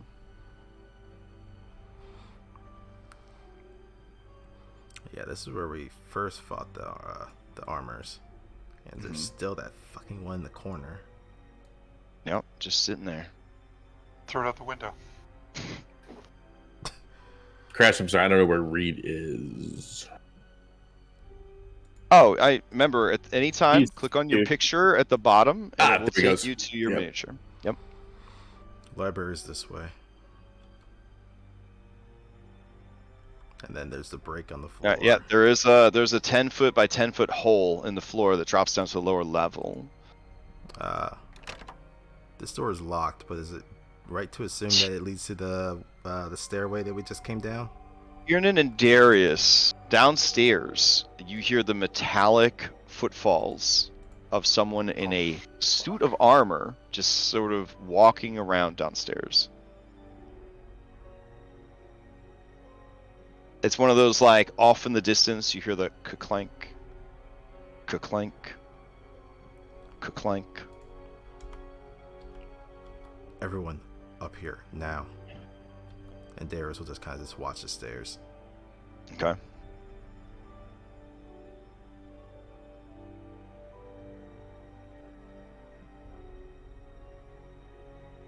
All right, Mackenzie says, well, that was Father's study. This is the library, but you probably realize that with all the books. He'll just, like, look at her. Wait, the study was right next to the... Oh, yeah. We just walked through the study. And you hear ka-clank, ka-clank. Dana turns to you, Jack, and says, it sounds like someone's downstairs. Should we go check on them? No. All right.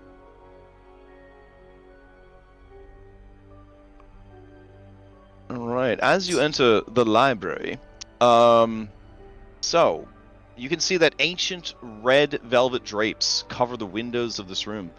At one time, exquisite mahogany shelves held up a plethora of ancient scrolls and books. Now everything has given way to age and decay, mold, and mildew. The room is an OSHA hazard. The floor is just eaten away by worms and mold. The shelves sag. The books sort of slough together as almost like a pulpy sort of mass rather than books on a shelf. You can see that at one time many candles burned here, and they have all burned down to the wicks. They're white and red wax just kind of hanging from their candlesticks or platters where they were placed. There are still floor-to-ceiling bookshelves everywhere, and there is an adorable rolling ladder that looks like it is in disrepair that was used at one time to reach the higher shelves. Now that we're in the library where Darius and Mackenzie were going to stay for the evening, Yes. he'll run over to, I guess, where he had... I think there was another couch that was like right over here. That was where he was going to be lying down. If his bag is still there, he will kind of go through it. And I guess he'll use another one of his modern day tokens in that he has a flat toolbox that he normally would have for like car repairs or anything like that. And he'll just add it to his inventory. So I guess would it be like Tinker's tools? Yeah, that sounds good. Okay. Darius, you also see this massive fireplace, which is not lit. And then there is a huge oil painting above it depicting a windmill on a hill. And you have seen windmill iconography before, but this is by far the biggest, boldest painting of a windmill that you have seen thus far. It seems to be in some sort of mountainous, forested kind of area. You're getting some very like Germany kind of like the more mountainous regions of Europe kind of vibe from it, or the mountains of Washington State. I don't know. He's more of a city kid, so he wouldn't really question it much. Mm-hmm. And then he'll just continue going back to his bag. Okay.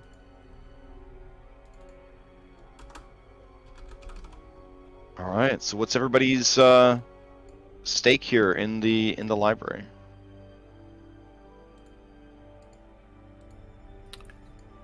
For Eric, information gathering. There has to be something in here that could probably provide more insight on what's going on. Mm-hmm. Reed looks around. Is there a globe? There's always a globe in a library, right? Yeah. So as you start looking around for a globe, those of you who were here before things started to kind of fall apart, you recall there being a globe. But now as you look around, you're struggling to find one. Papers strewn the floors, torn books on the shelves. There are some that are in decent shape. I mean, you could sort of just kind of pull some at random to kind of get a sense of what is there. Some of them seem to be in English, and some of them do seem to be in that strange alphabet, that sort of kind of hybrid Russian alphabet that you saw before. And then there are some that just look like props from a fantasy show, like the whole Lord of the Rings Elven script, where it's just a cursive lowercase f with slight variations over and over again for infinity. It kind of has that vibe to it. Looks like there's some Viking runes kind of stamped onto the spine of some of these books. They vary in size, in shape. The spines vary in color. Go ahead and give me a wisdom perception. I'll take it from anybody that wants to roll it.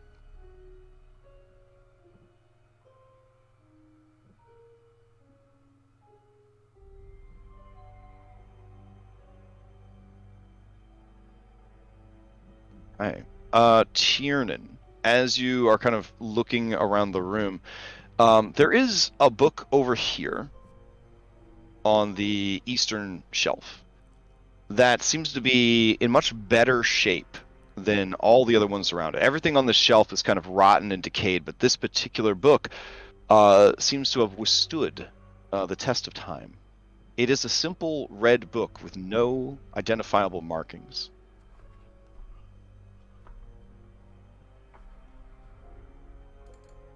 I'm gonna pull it off the shelf hesitantly.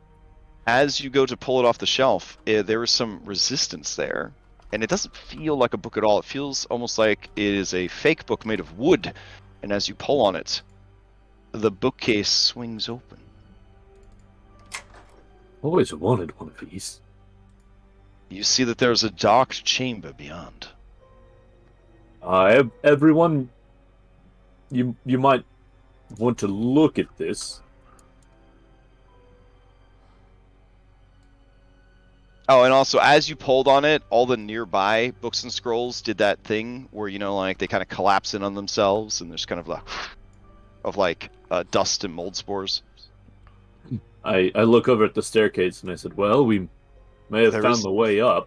Yeah, there's a very ominous-looking, rickety wooden staircase spiraling up and up and up. There's also a window that looks out into the mist. A weird flex. Interesting that you'd put a window in your secret room. Yeah. Just out of curiosity, I want to look closer at the window. Does it look like it's maybe mirrored or something to where you can't just see into the secret room? Or is it just these people are idiots? So looking at the window, you do see that there are shutters outside the window, but the shutters have kind of fallen away from time. But you kind of see where the hardware that would have held the shutters are. It's likely that they just kept the windows shuttered. Interesting. Maybe this wasn't originally designed as a hidden room. Mm-hmm. You said the staircase looks kind of rickety. Yeah, I mean it's old and definitely not as sturdy looking as the other stairs that you've used in the house, indicating that it might have been newer construction or maybe amateur construction. I think maybe one of us should test this first. I'm gonna start going up the stairs slowly, carefully. I'll let you know if I fall through the stairs and break my other foot. Mm-hmm.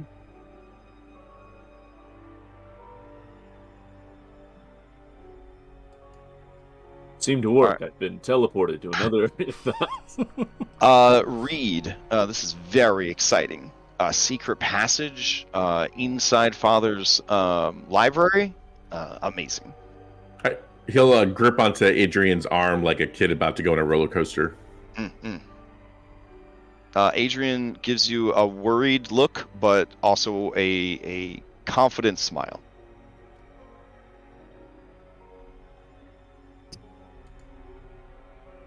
All right. Would anybody like to be fast traveled up the stairs? Otherwise, you could just sort of walk your way up. Is this a key I see right here? Yes. As you reach the top of the stairs, there is an old footlocker, and on the footlocker is the most obvious key you've ever seen since you played a Zelda game. Let's see. Deanna would say, "Oh, that looks like my key." But I why didn't is leave your it here. Key in the secret attic at the top of the stairs that were in the secret room in the library? Well, that doesn't mean it's my key. It just looks like my key. Here, Reed, I got you. Thank you. Yeah, no worries.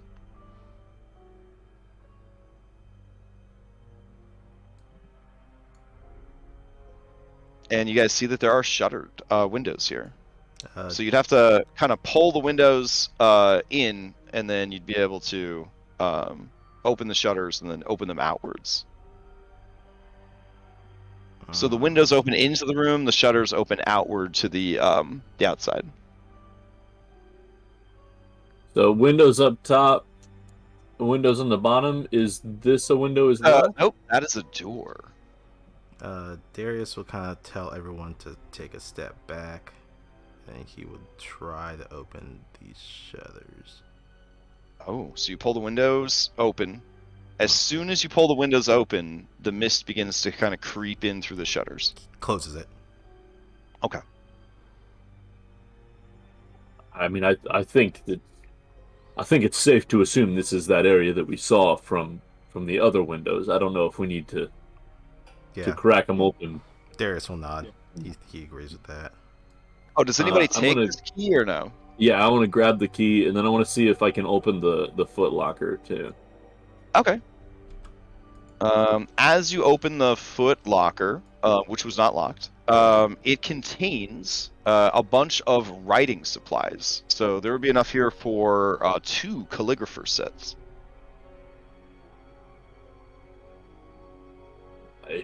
Anyone wants some? I mean, it's still good. I don't know how after the state of that library down there, but I mean, it seems a shame to let these nice things go to waste. I don't know.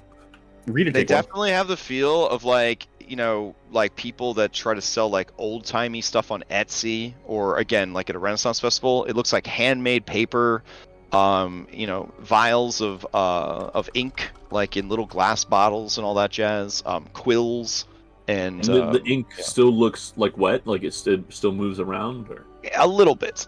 It's definitely aged. Okay. What about is there packets of the powdered ink or anything like that? Yeah, all the things that you would find in like a calligrapher's set. There's even like some like sealing wax for sealing like documents shut and things like that. A small spool of red ribbon for tying things closed. Yeah, I'll grab half. So one of the. Okay. I'll take the other since I'm right there. All right, so I'll add calligrapher supplies to each of your sheets. I just added it on mine already. Oh, okay, sweet. And I'll add the key to your inventory.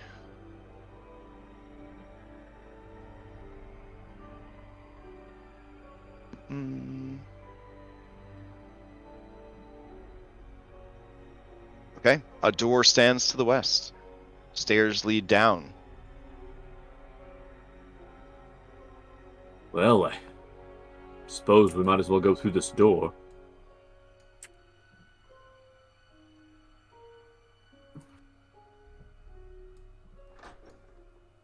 Not locked.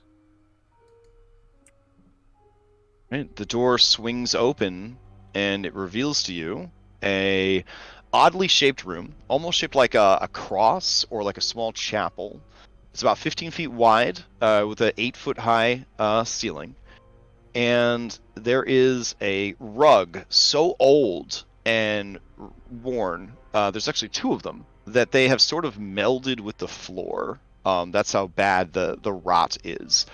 Every surface seems to be creeping with like a black patches of mold. There are many windows that look out into the fog, and you see a pair of shuttered windows in the south west corner of the room. There is a shelf that is laden with all sorts of what you would say are occult items. If you were, to go into like a witch's supply shop or something, it has that kind of vibe to it. It seems that there is an actual human skull, or at least a very good replica of one. There is also a chest by these windows, and there is a dead body by the chest.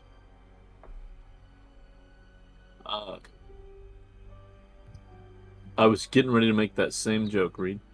The body seems to be reaching. It seems to be like it died dealing with the chest. Like it was interacting with the chest when it died. You see one hand is kind of laid across the chest. The other is clutched against their body, and they're like laying slumped on their side. The body is mostly skeletal, but sort of has that same mummified vibe as a lot of the other corpses you've encountered. This one seems to be dressed in more Renaissance fair cosplay. They seem to be dressed as some sort of leather clad with a cloak, and the cloak has a cowl, and they have what looks like a little sword in like a scabbard, and they've got a little dagger in a scabbard. They got a backpack on. Like they're ready for adventure. I imagine Reed would let out a child-like scream. Yeah, it's very spooky. Reed, quiet. Look at him, though. He's like the fancy boy over there. Or was. Darius will look at Eric and look at the chest.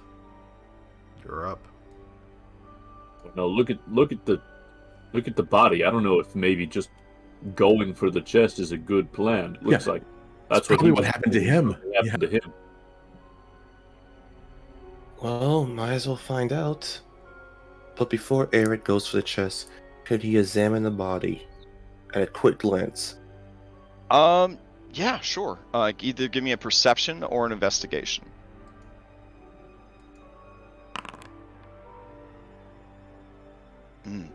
Okay. Your general assessment of the situation is they died trying to open that chest. And you see clutched in the hand that is against their chest is some parchment. Eric like a piece of paper that they died clutching. Eric will kneel down by the body and just slowly put his hand where the parchment is to try and pull it away before looking at it. All right. Given the state of the body and the age, everything is real stiff. So to successfully pull the paper out without tearing it too badly, I would need a sleight of hand. Okay. Okay. You have to break a finger off, but you do manage to extract the paper with minimal tearing. It is ancient, and the edges kind of crumble away. But you do see that there is writing there in that strange sort of alphabet that you've seen before. Who has been like affected by the mist in such a way that they have gained exhaustion from it, or in any way kind of been messed up by it? Reed has a level of exhaustion from it. Okay. Reed, for you, the words and the letters of this language are completely legible. Also, your passenger would probably help with that as well.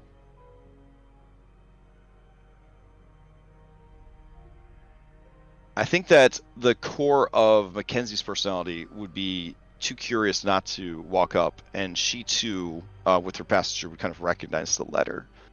And she says to you, Eric, I think that's a letter. I think it's a letter, and I don't know. I mean, do you mind? Eric will wordlessly give it to her. Okay. She kind of looks back at you, Darius, and looks down at the paper, looks over at Reed, and then says, My most pathetic servant, I am not a messiah sent to you by the dark powers of this land. I have not come to lead you on a path to immortality. However many souls you have bled on your hidden altar, however many visitors you have tortured in your dungeon, know that you are not the ones who brought me to this beautiful land. You are but worms writhing in my earth. You say that you are cursed, your fortune spent. You abandoned love for madness, took solace in the bosom of another woman, and sired a stillborn son. Cursed by darkness? Of that I have no doubt. Save you from your wretchedness? I think not.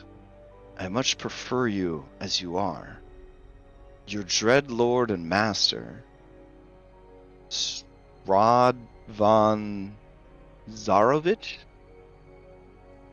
And then she looks up from the parchment and looks at all of you guys.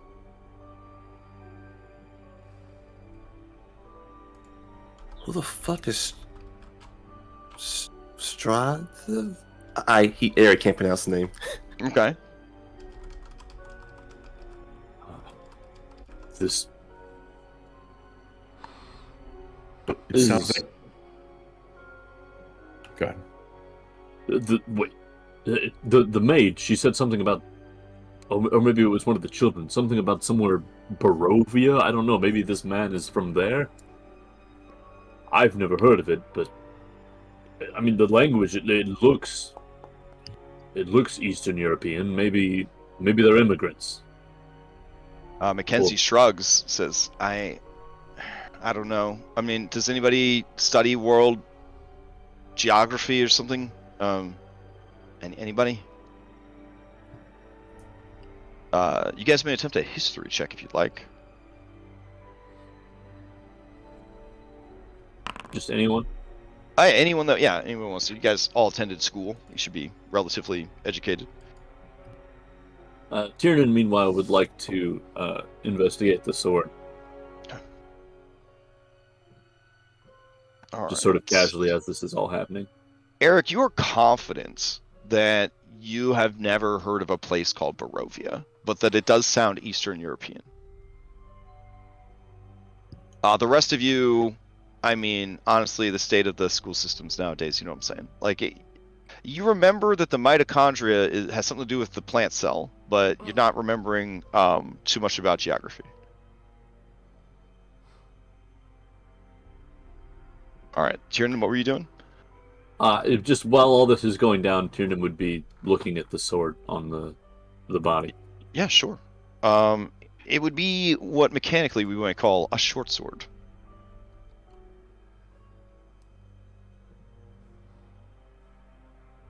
a small, quick blade for stabbing.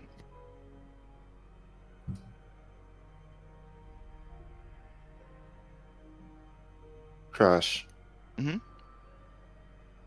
Right now, upon hearing what the letter has said, what was written in the letter, would Erode read between the lines and put two and two together in regards to who was addressing whom in the letter, as well as the fact that there was a stillborn child, and he was told by the group that Anna had a baby in her hand, a dead baby. Oh yeah, your character is definitely smart enough with all the evidence so far that this would kind of put the pieces together. That the master of this house had a baby with the maid, the baby died, and that may or may not have driven a lot of people in the house crazy. Yeah, you definitely start to kind of put those pieces together. Okay, with Anna being stabbed up from what Mackenzie had when she did her autopsy. And the children being dead. Is the figure on the floor, could he tell if it's male or female? That would be a medicine check. Anybody could attempt it who has training in medicine.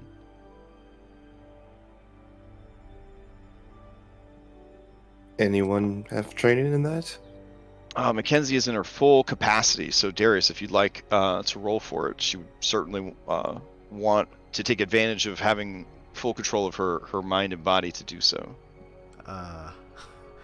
I was gonna say she would more likely help anyone in that situation because Oh, really? NPC versus player agency and stuff like that. She would be more giving assistance, but in this case, would she be allowed to roll on her own? Yeah, I mean, I'm specifically saying like this would be something that she'd want to do. Yeah. Okay. All right. You guys are confident that it is maybe a guy, sort of. I don't know. You can't really tell from the state of the body. So, we have a secret floor, this being it. There's occultist tools, a letter to the master having fostered a child with the maid, both who are now dead along with his kids. And we still haven't found the mother. I think it's safe to say everyone in this house but us is probably dead. Darius will not. Yes. But I can also assume the mother... Look at the state of things. It looks like they're not only dead, it looks like they've been dead for quite some time. Crash. I don't understand the caretaker. He looked fine. He talked like he knew the man that owned the house, but I nudge him with my boot. This appears to be the man that owned the house. So, no, what is going on? The man that owned the house was a noble. This guy's dressed as a, well, like a thief in a Dungeons and Dragons game. Yeah, he can't. Yeah. I'm sorry. Oh, go for it. When we came here, the house looked all nice and fancy and shit. But we've only been here a few hours and everything is now old.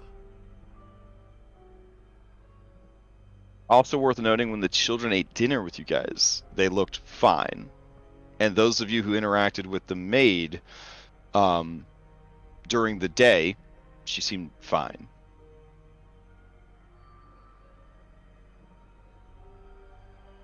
So, chances are the guy who we were introduced to, was probably also dead like them? Darius shrugs. Maybe. Did anyone touch him? Like, shake his hand or anything? Jack probably would have when he checked out the body. Oh, yeah. Jack definitely feels like a firm handshake, eye contact kind of guy. He had a very firm handshake and stared you right in the eyeballs. Felt 100% like a living person. He had a smell of kind of exotic cologne and expensive cigarettes. And a little bit of, earthy smell of tending to gardens and dirt and, that sort of thing.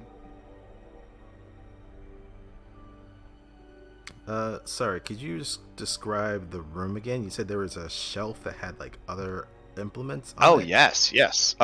Jack and Dana are standing next to the shelf. It seems to be loaded up with all sorts of props from a, the craft, right? This is a shelf of witchy stuff. There's a human skull. There seems to be some kind of ritual anthem, which is like a fancy dagger used for drawing blood or representing the drawing of blood. There are some old scrolls that look ready to collapse upon contact. Ancient books and tomes that are kind of rotted away. There seems to be a couple of jars. Mackenzie and Reed, they are labeled, and one of them says summoning incense.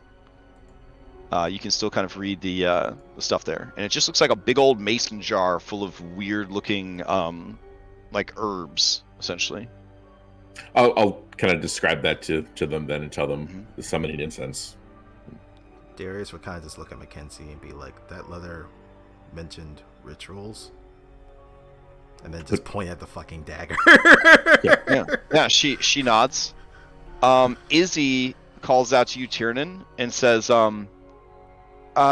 Tiernan, tell me if I'm wrong here, but... And she takes her cane and she taps this part of the floor, and you hear, dunk, dunk. And then she taps this part of the floor, and you hear dunk, dunk.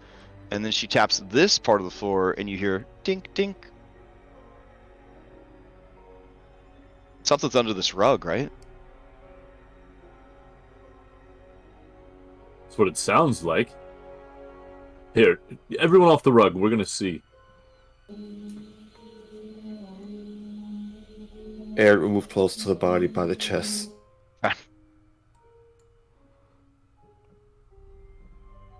All right. Again, this rug looks like it has sort of fused with the floor. It's so rotted.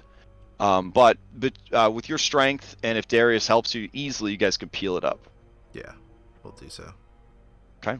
As you do, it makes sickening kind of squelching sounds as it pulls at the floorboards, but as it starts to kind of roll up / fall apart in your hands, you see that beneath is what looks like a hatch, like a metal hatch.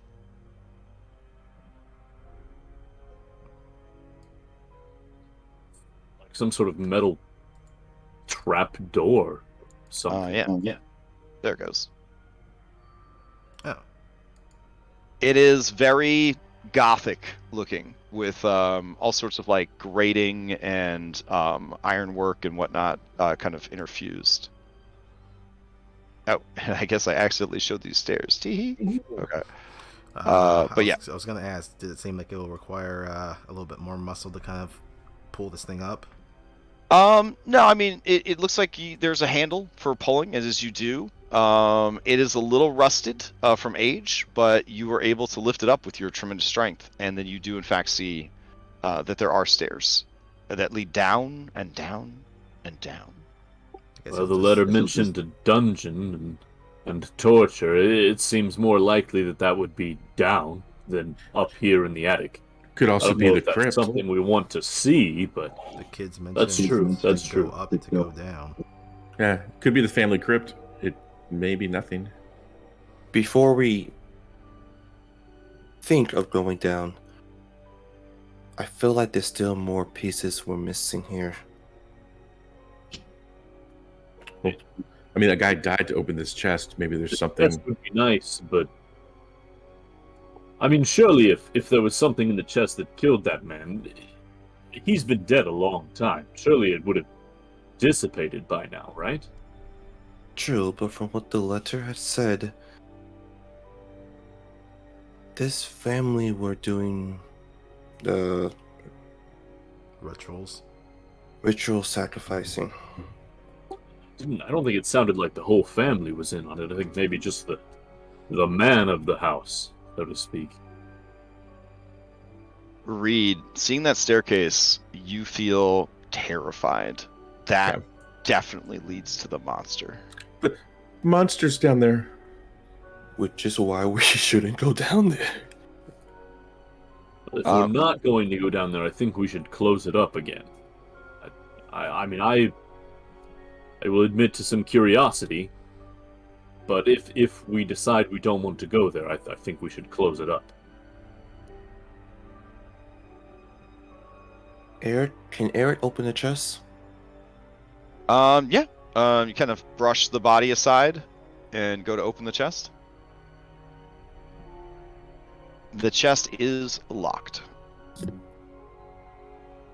Thank God he has these tools for them. Okay. Adrian, can you hold the flash up, please? Yeah. All right, go ahead and give me that check. Okay. As you're kind of fiddling with the lock, I'm gonna say a 10. It's not enough to get in. Succeed at a cost. Oh dang. Okay. This is an out of combat. Succeeded a cost. Oh boy. Unlucky. You gain a misfortune token. Okay. I can live with that. You hear a schnick of the thing coming undone, and no trap goes off, having already been discharged into the rogue. And as you open it, you see that there are rather well preserved 3 black leather-bound books. There seem to be 3 rolled up pieces of parchment. They are sort of sealed with wax. And the wax seals seem to just have weird kind of runes on them. And there is also what seems to be some kind of legal document. And this is all in that weird sort of pseudo-Russian alphabet. Reed will attempt to kind of look over his shoulder and read anything he can. Yeah. Okay. Well, the legal document is a deed. The deed is for a windmill, which is apparently located in the mountains east of Valakai. Barovia, Valakai. I don't know where these places are. It is bequeathing the windmill and all other family properties to Rosavalda and Thornbolt Durst in the event of their parents, Gustav and Elizabeth Durst's death. And it does have some legalese there, their signatures, and a little notary stamp. The second legal document has left the house that you're currently in to them as well.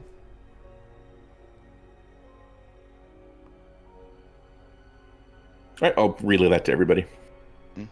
Does it mention any other, like, next of kin? Or is it does not. It only mentions Rosavalda and Thornbolt Durst. So, who do you think it goes to when they're all gone? Well, I mean, normally something like that goes to the state, right? The windmill is called Old Stone Grinder.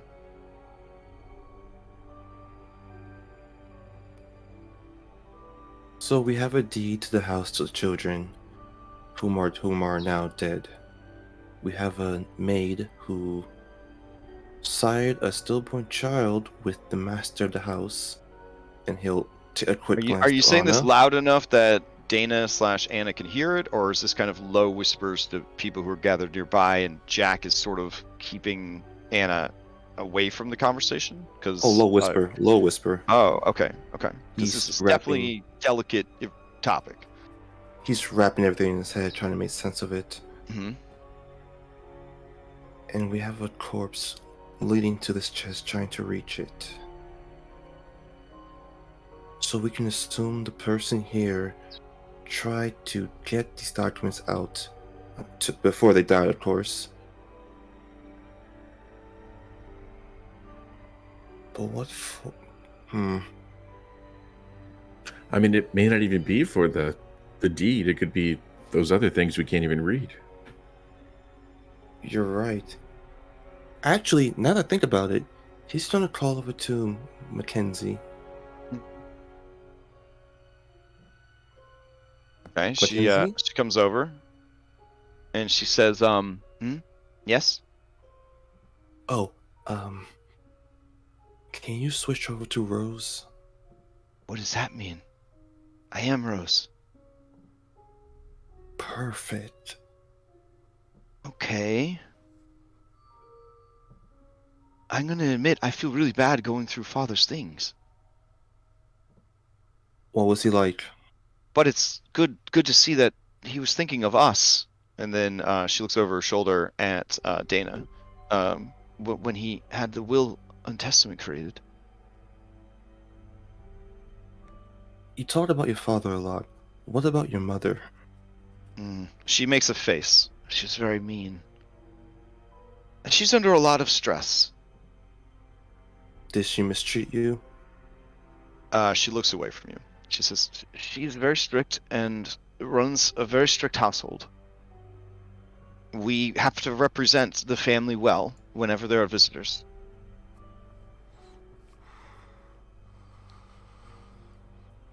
Eric gives a knowing nod, but he can put two and two together.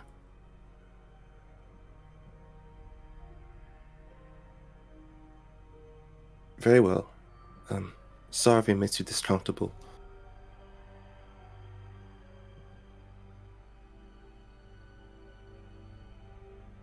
Was all the documents read? I mean, as you open the books are actually blank.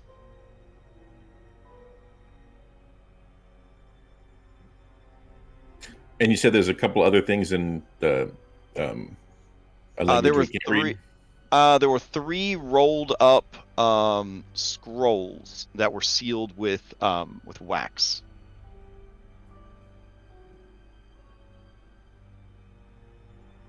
Do you guys break the seals and try to read them, or? Eric would, yeah.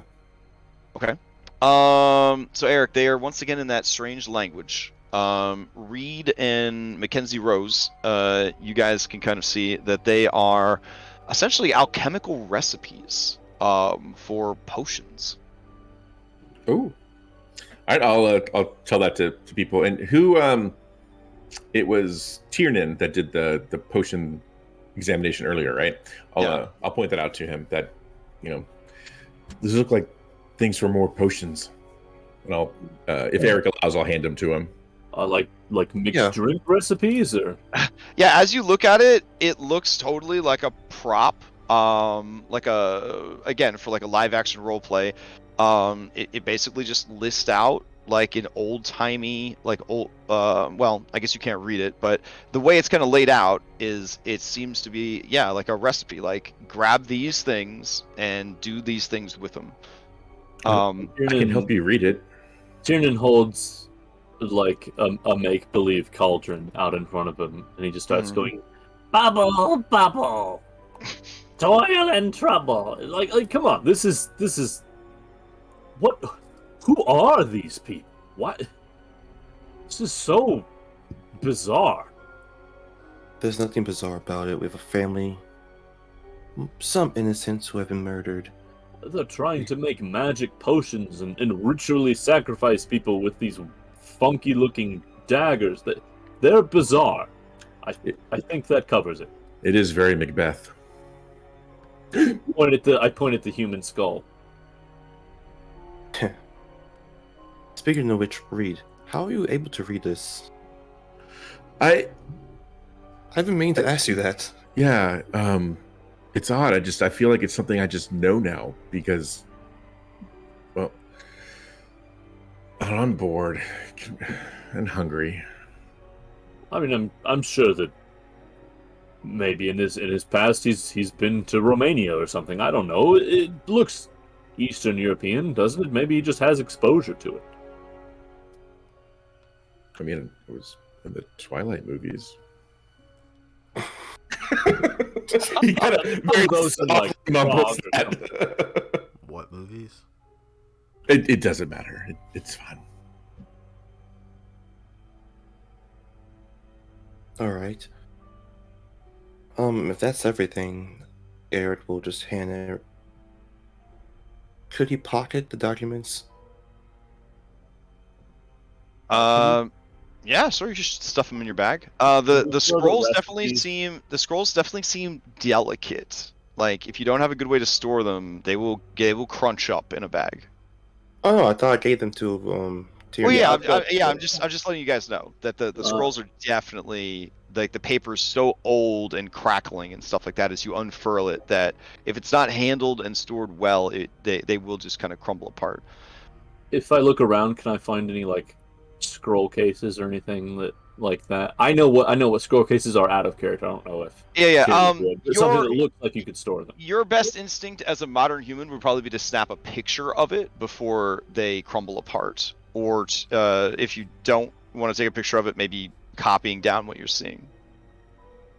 Well, I do have a calligrapher's kit, so Okay. yeah, I'm just gonna make a new copy of it. And for whatever reason, the paper of my calligrapher's kit isn't in the same state. It's just okay. Yeah, I'm gonna maybe clear off a little bit on these shelves here and start copying down the recipes. Okay. Actually, I will have Reed tell me what it says. Yeah. I'll write down what it English. says. Oh, translation. Yeah. Oh my goodness. Okay. Well, I can't fucking read it, so I don't feel like copying it down might not work. So effectively, to your known recipes, you now know how to make a potion of healing, a potion of climbing, and a potion of heroism.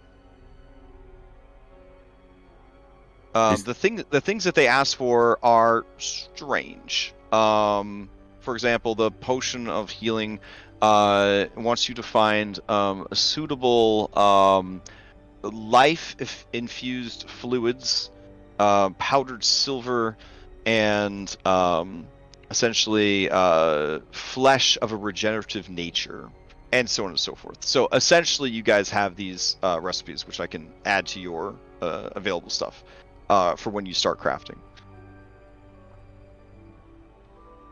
But yeah, as you're reading it, it's like powdered gemstones and all sorts of things that you don't think would probably be good for a person to drink. Tiernan goes back to just reciting. One of them, the potion of heroism, wants you to essentially boil down a bone till every scrap of marrow has been melted into the brew, and so on and so forth. Yeah, Tiernan's just like eye of newt and hair of dog. So a potion of healing. What other ones? It was healing, climbing, and heroism.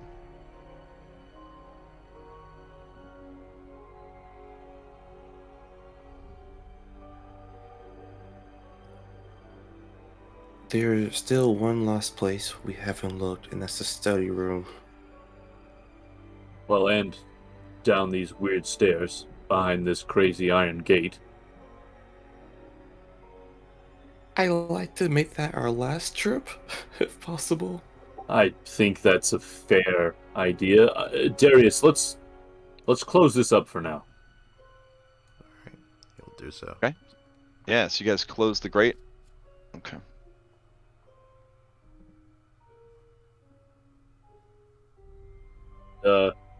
Good find there, is he?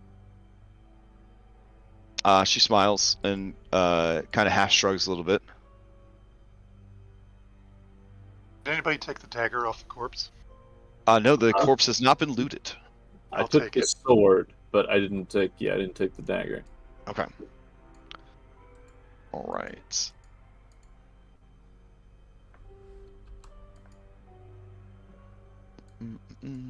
Air is mumbling to himself. Human sacrifices, murder of children and a maid, stillborn infant, wife still unaccounted for.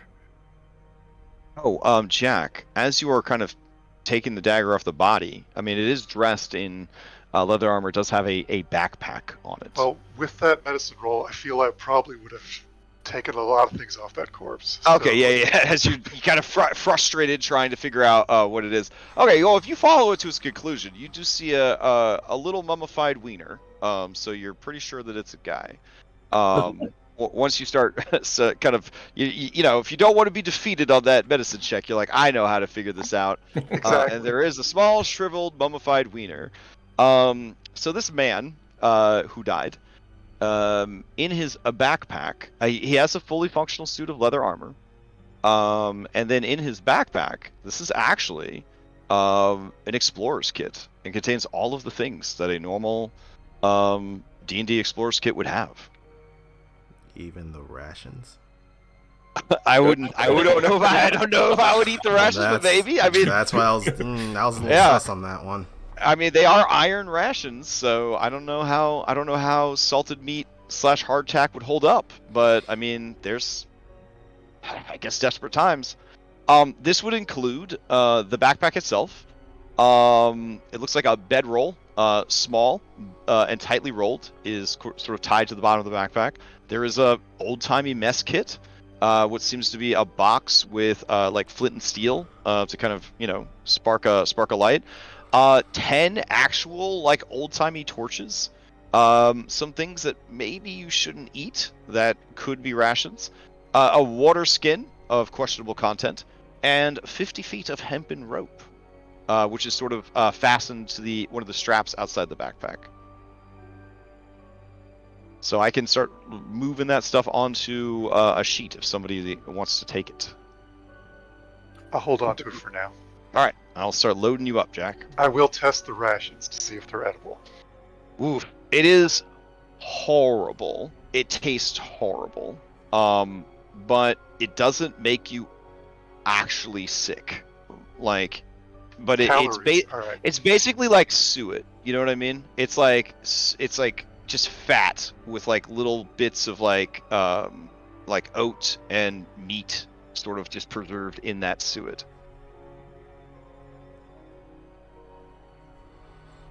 Does anybody want to use the stagger? Darius will shake his head. I mean, I guess if no one wants it, or Adrian doesn't have anything on him. Okay, if no one's going to take it, I'm just going to give it to Dana. Oh, go ahead.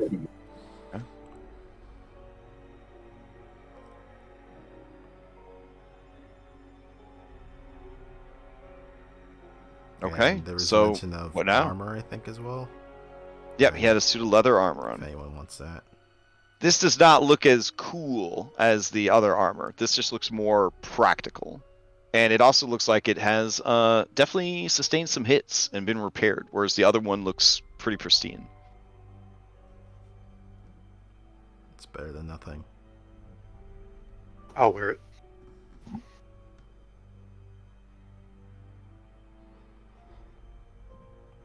So, downstairs, study. Correct. I do not mind fast traveling you guys down there. If you guys all just want to group up on top of like Adrian, maybe like right here, I could just kind of drag you guys down there.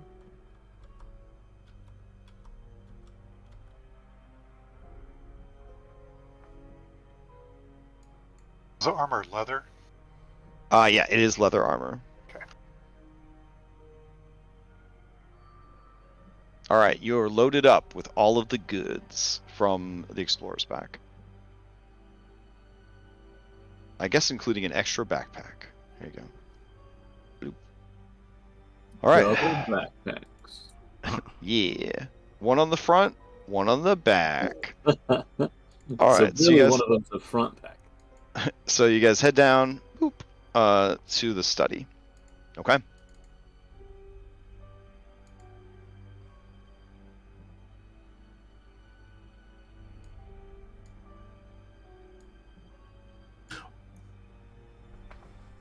All right, Eric, out in the hallway downstairs, you hear clink, clink, clink.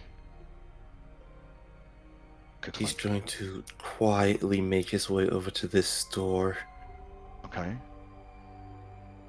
He's going to attempt to open it slowly. Okay. It's locked. So many locked doors. If only you had a key to the house. Oh man. Oh shit, that's right. Who has the key? Try this. All right. Thank so you. using the key, you open the door. It's the stairs to the attic. I mentioned that like a half hour ago. You see Jack poke his head around the corner. Jack. Yes. Eric opened the door. The curiosity was too much for him.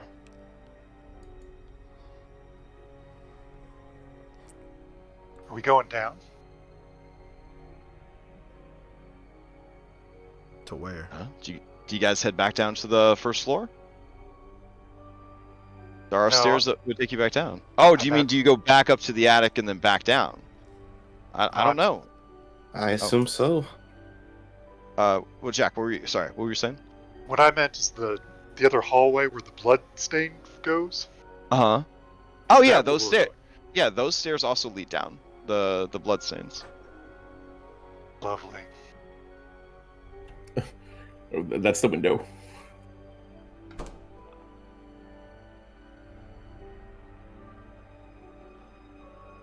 Search this room. All right, so give me let's see. I think Eric has the best investigation. So Eric, give me an investigation with advantage to represent the group searching the room. Oh wow. Okay. As you search the room for anything of use, most of the stuff in the room is badly torn up and again distressed by age.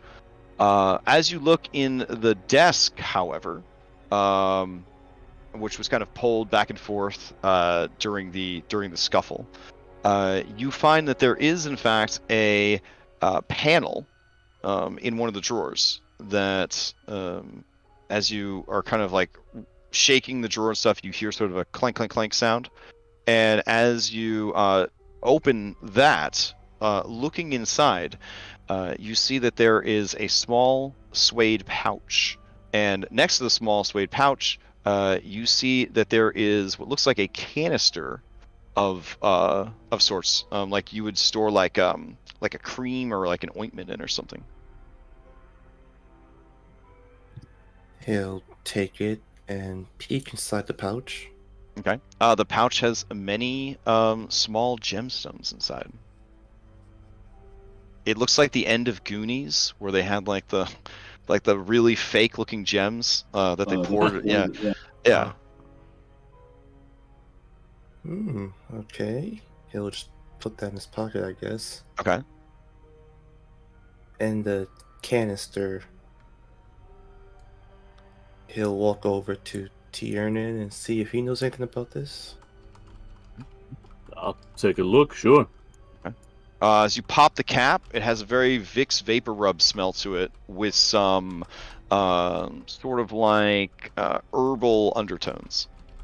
And does it look professional, or does it look a little more like homemade? It definitely looks like it was made by ye old apothecary. Interesting. It's some sort of homemade medicine type thing. It does look like it has been. It does look like it has been used. The telltale sign of fingertips, like two fingertips, kind of scraping across the surface, shows that some of it has been used. As for what it would do, I don't know unless the DM lets me do a medicine check.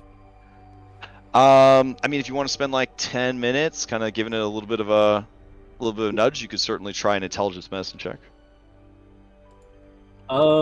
Yeah, I can do that while everybody else still sort of looking around a bit. And while they do that, can Reed and Adrian sneak off to collect the bodies again? Sure. Since you just have to go upstairs and back down. Currently, you are not in super danger. So, are you getting all three of the bodies? If Adrian if he can actually lift the maid too and the kids, then yes, I'd like to take all three. Okay.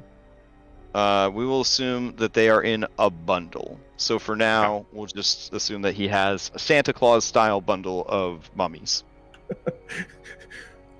Totally respectful. All right, Tiernan, you're not exactly sure. You think it is medicinal though, like maybe for treating wounds or preventing infections. It's some sort of ointment.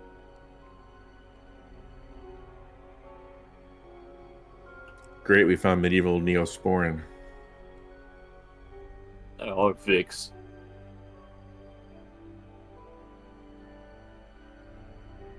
All right, what now, guys? Well, I mean, unless you want to deal with that thing downstairs. Well, we can always check out where those bloodstains lead. Not sure if that's... I mean, that was old and dry, right? I'm sure it's fine. We are still missing one member of the family. Could be that's a sign of her. Upon hearing that, Erode would vigorously nod his head, yeah. Okay. Go for it then. If you guys want to explore the stairs down.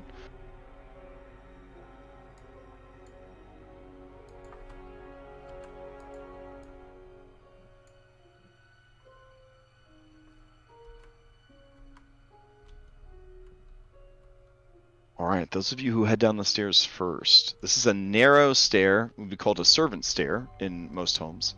And there's a narrow hallway, opens up to a small 10-foot by 10-foot room that has 3 doors. One to the south, and then one to the north and one to the west.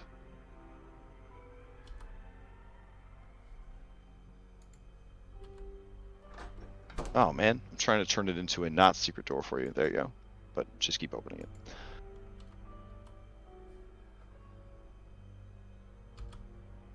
Erode will take this one. Someone else take the other. Okay. Eric, that door is locked. Do you use le key? Yes. Interesting. All right. Okay. So you take the key from Tiernan and you go to open the door. I think I tossed it to Eric earlier. So okay, so Eric has the key. Got it. All right. So Eric, you go to open the door, and you hear very loudly the clank, clank, clank. Do you close the door? You're shining light. Reaction, close the door, lock it back. Okay. I will check to see if it reacts. Could I have done that stealthily? If you had told me you were doing it stealthily, absolutely. I wasn't sure if I could. All right, you hear clanking coming towards the door. Run upstairs. Everyone be quiet. Upstairs. Okay. Shit.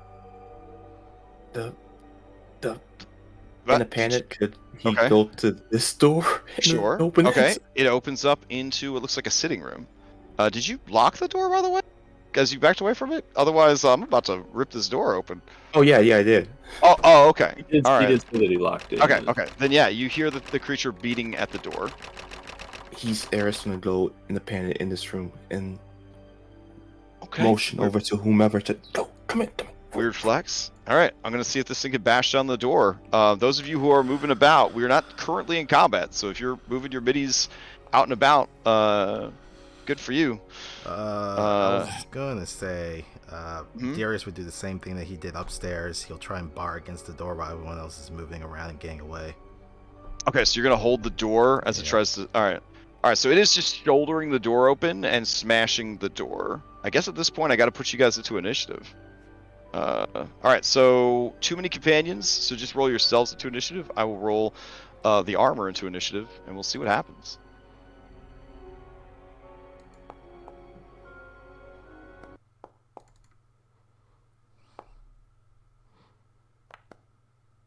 Yeah, I rolled a 5. That's about right.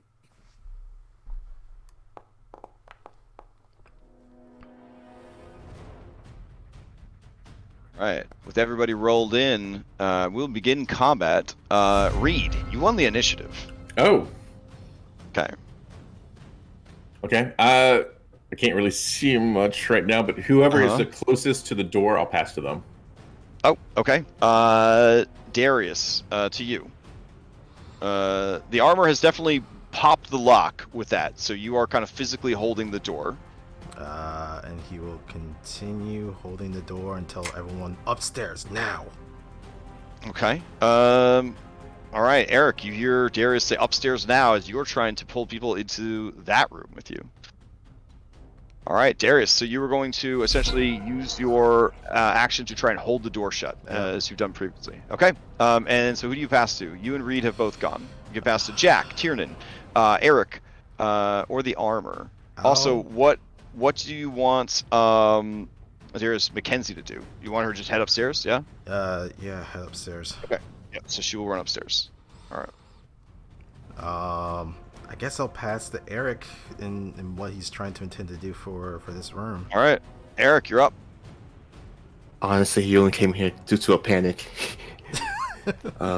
Has he been in this room before? I mean, not in the state that it's currently in, but it kind of seems like the lounge or the sitting room.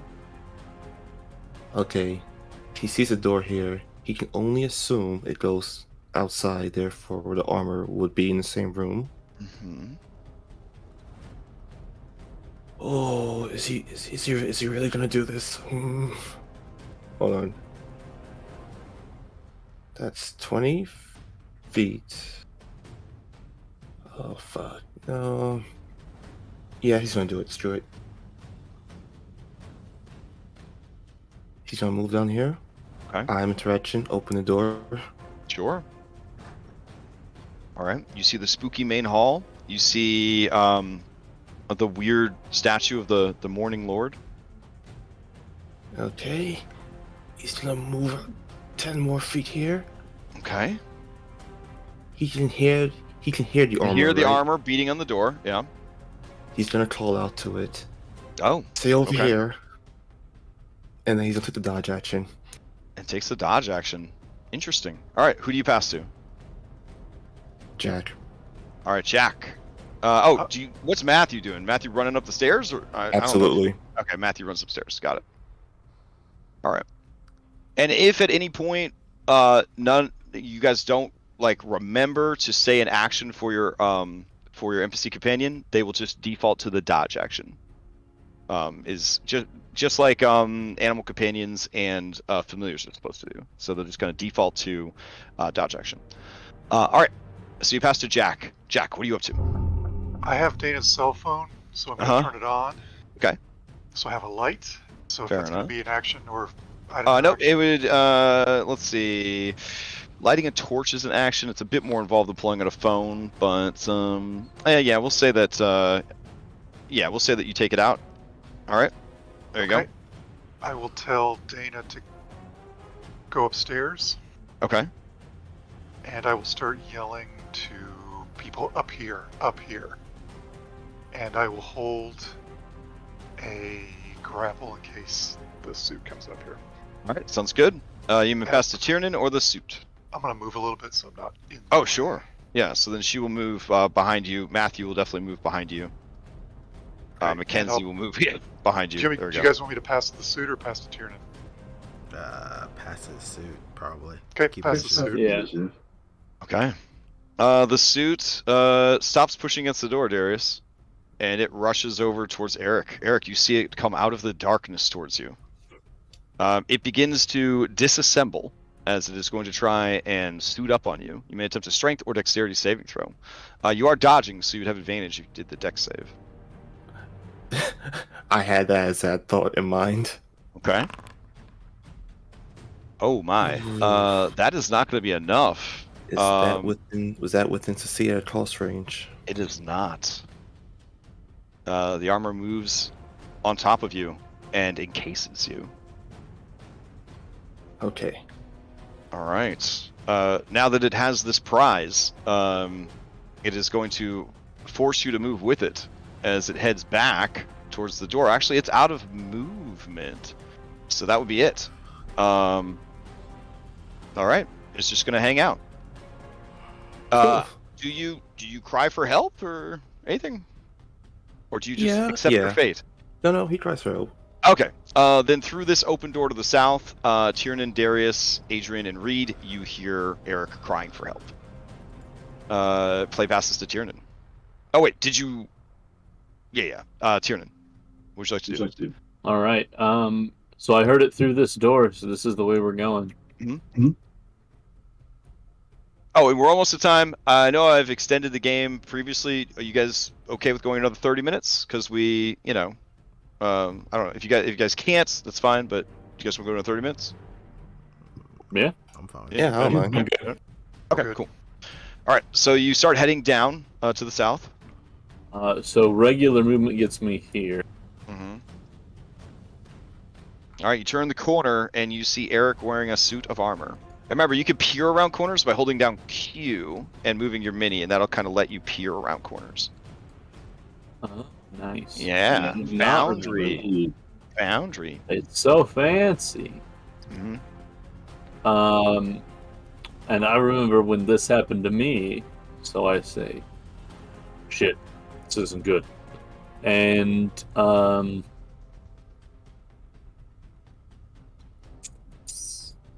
when I was in it, did I know that if I hit it, that if anybody hit it, I was going to take damage? Or you got the feeling that, yeah, I mean, you were the thing, so like if it got hit, you would get hit. Okay, I'm gonna hold a grapple then. Okay. I can't hold. It's an action to try to wrench them out of the armor, right? Correct. Yep. To try and pull them free. It's a athletics check. Yes. Can I hold an athletics check to where if it gets within range, I try to rip him out of the armor? Absolutely. Okay, I'm gonna do that. Okay. All right. Play passes to. Izzy's gonna. Oh right. She's gonna help me. Oh, okay. Let's see. Where is? D6 oh, she's right behind you. Okay. What? It's D6 plus 1. All right. So she simply gains some threat. That's it. All right. Who do you pass to going into the next round? Not Eric. I will pass to Darius. All right, Darius. He will go down through this room. Can't see. Okay, now you can see the armor.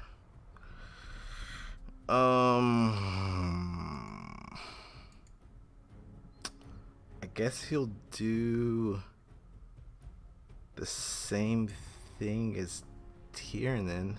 Hold an action to try and rip that armor off of Eric if it comes within range, because I think he already has help from Izzy.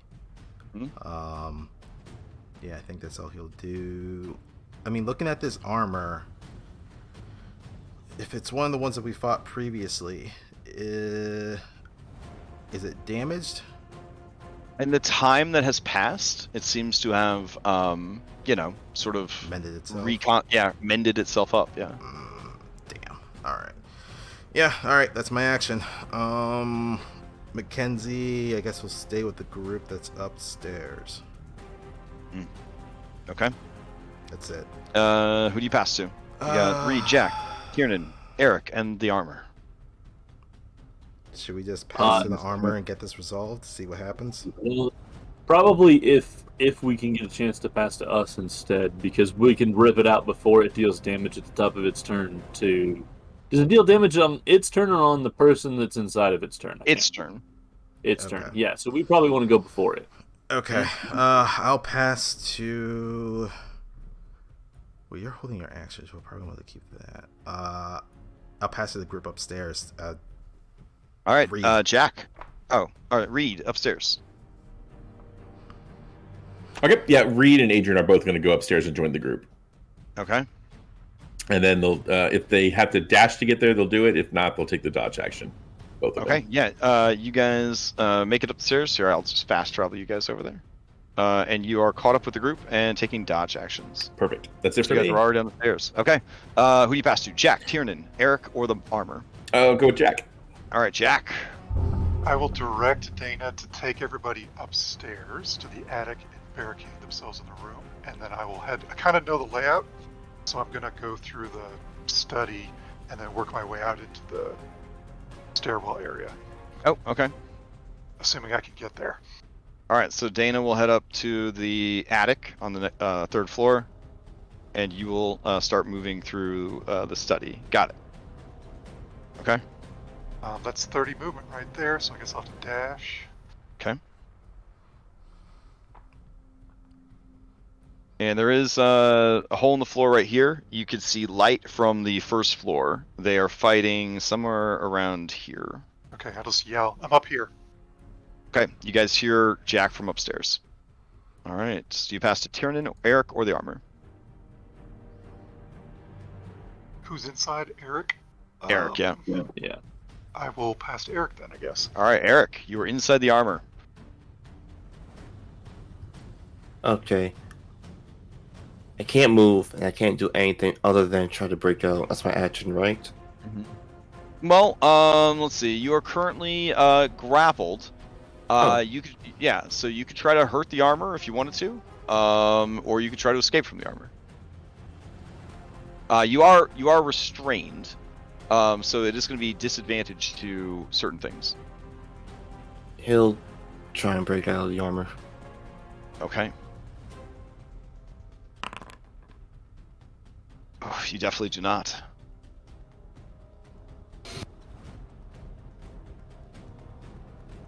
Matthew will just keep running up, and that's Eric's turn.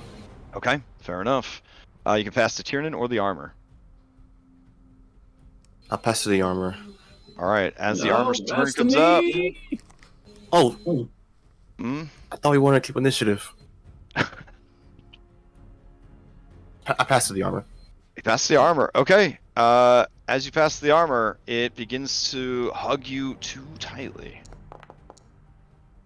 I'm you going to take use 14 points of damage. I'm going to use my reaction, pain tolerance. All right. When you take damage, you use your action to roll a d12 and add your Constitution modifier number. Reduce the damage by that total. All right. So you take no damage from this with a fat 11 plus 4. All right. And then its turn. It is going to run forward into the room. As it does, your held action, Tiernan and Darius, would both go off if you want to try to pull him free of the armor. All right. I will also roll to see if it got its suit up ability back. Okay. With help, Tiernan, it is not enough, but Darius is able to pull Eric out of the armor.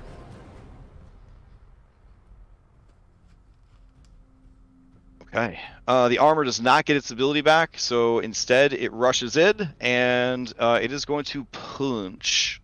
Since you stole its contents, Darius, it's going to go ahead and do one punch at you and one punch at Eric. Okay. So here we go. This punch is for Darius. This punch is for Eric.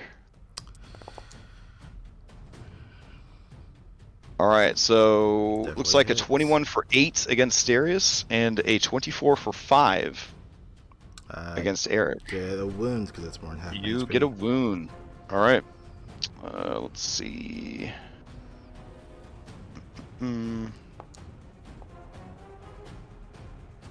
Internal bleeding at the end of every round. If you took damage that round, you got to do a Constitution save or take more damage. Right. So let me apply that internal bleeding for you. Here's another wound for you. And this doesn't go into a long rest, correct? Oh, the internal bleeding? Yeah. Oh, you're actually gonna have to get treated for that. Like, yeah. It says you can't regain hit points from this feat. You can't regain hit points from this feat again. I'm looking at the wrong thing. Why is it saying that all that extra stuff there? So let's see. As an action, so ignore the all the healing stuff. I don't know why it's giving you the healing stuff. I'm just looking at the injury table that rolled. Yeah.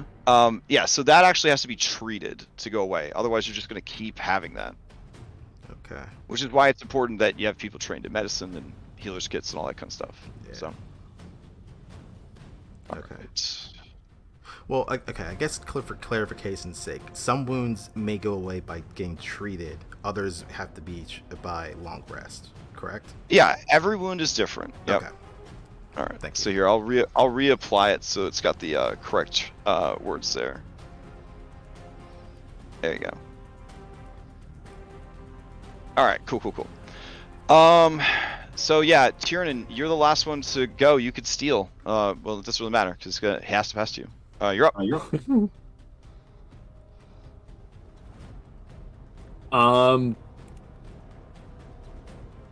Wait. I thought it was attacking Darius. It attacked me as well? No, I'm saying it's your turn. Is what I mean. Sorry. It passes to you. Yep. Okay. Yeah, I mean, I'm just gonna hit it. I'm gonna do it a hit.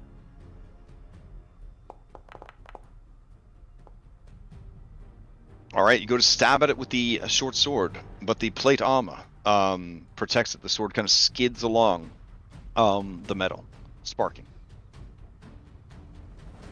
Bullshit. Plate is weak to piercing. That's how it works. Anyway, I mean, you could make a hit, but I mean, that's up to you. So.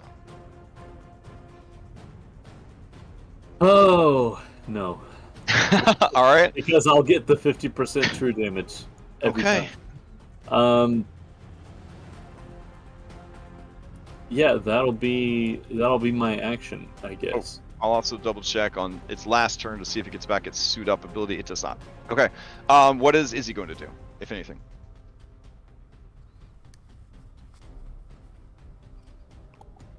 Just encourage Darius to not get killed. Okay. So you're gonna do a bonus action help? Is that, or are you just gonna be like? No, that's just free action. You should probably move. Fair. All right. You did not deal damage. Who do you pass to? I'll pass to Darius. Okay. Darius, to you.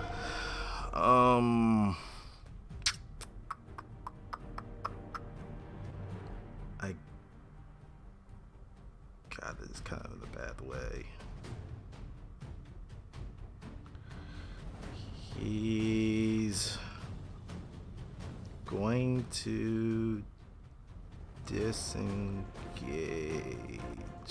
from the creature. Okay. And since he heard Jack's voice from upstairs, calling from the stairs, he'll start heading in that direction. But I guess item interaction, take out my cell phone, turn on the light. Okay.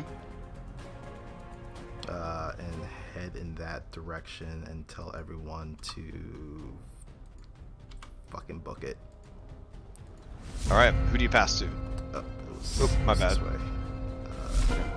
So 5, 10, 15, 20, 25, 30.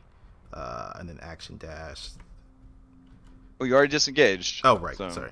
Yep. And then I'll pass to Eric. Okay.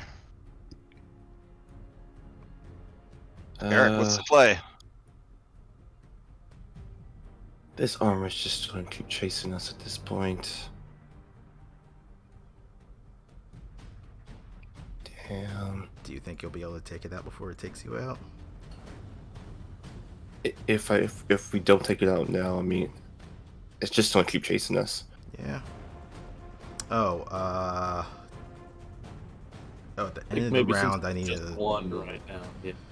I need to make a con save. Oh, you didn't take any damage though. It's the internal bleeding only triggers when you take damage. Oh, okay. Sorry, I didn't see that part. No worries. Bonus action, healing surge for Eric. Okay. So how do you? Well, you don't bonus action healing surge until 9th level, son. Oh, shoot, my bad. It's gonna be an action if you do it. Oh, never mind. Okay. Oh, yeah. Instead, action, he'll just have to stab the armor. Okay.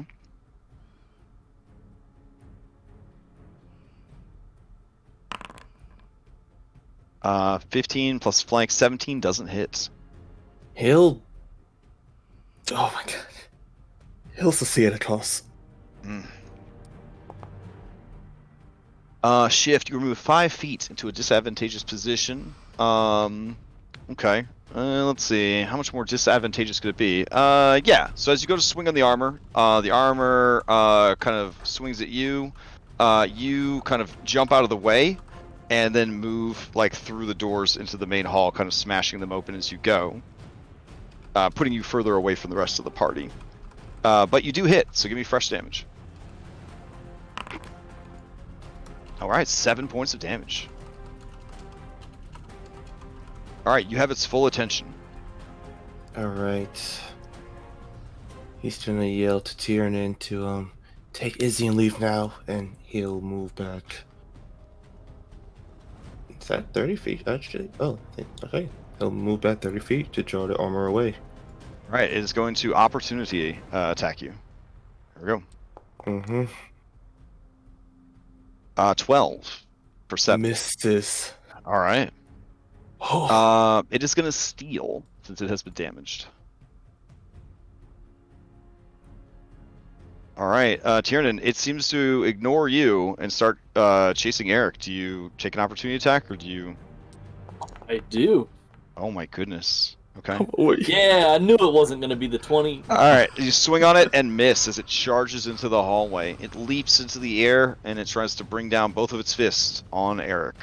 Here we go. 1 and 2. All right, so the first attack is a 22 for 7.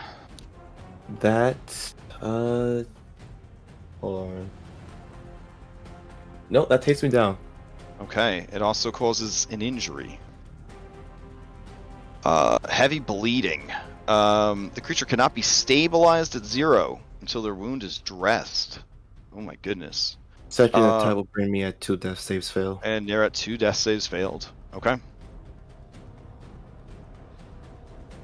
All right. It will pass play to Jack upstairs. I will jump this gap. Okay.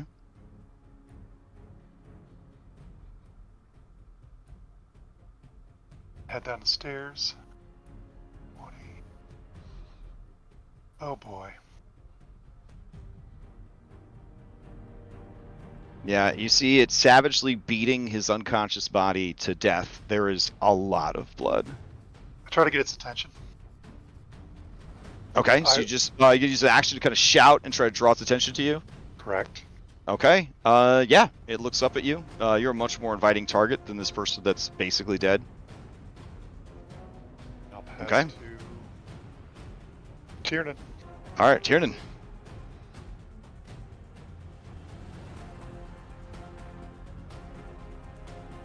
I pressed Q so that I could peek around the corner. Yeah, how's it looking? Did you like what you see? Yeah, I mean, like, Eric just in a pool of his own blood. Top 10 experiences so far. Okay. I'm gonna say Izzy, go back, follow Jarius to the stairs. I'm gonna grab Eric. Okay. And I'm gonna rush over to Eric. As you approach, you are a new life form. So it was looking at Jack, but seeing you approach, it seems to turn away from Jack to you. What is it to pick up Eric? Eric is still alive, so it would be an action to grapple him. He would fail to grapple automatically, and then you'd have to start dragging him along with you, or carrying him, fireman carrying him with you, which would be at half speed. Okay, so if I killed Eric, though, then I could pick him up as an item. He would be an object, yep, absolutely. Nah, we won't do that. Coward! That's one of your 2 words? You know what? I will... action, grab Eric and swing him up onto my back. With a broken foot too. All right. Yeah. Okay. All right. You toss him up onto your shoulder, onto your back. There you go. Blood is just pouring from this wound. It's almost like it punched through his stomach, ruptured it a bit. That's real gross. Yeah. What's the play? That's it. Yeah. Yeah, that's movement and action. I've got a bonus action, but nothing to do with it. Okay. So yeah. Play passes to Reed. Reed, the NPC is all turned to you. Reed, I'm gonna need a charisma saving throw. Okay. Okay.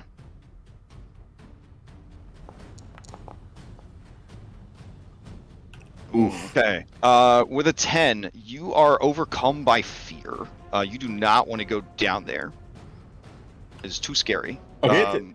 Yeah. He'll follow the, I guess his nanny upstairs. Okay. Fair enough.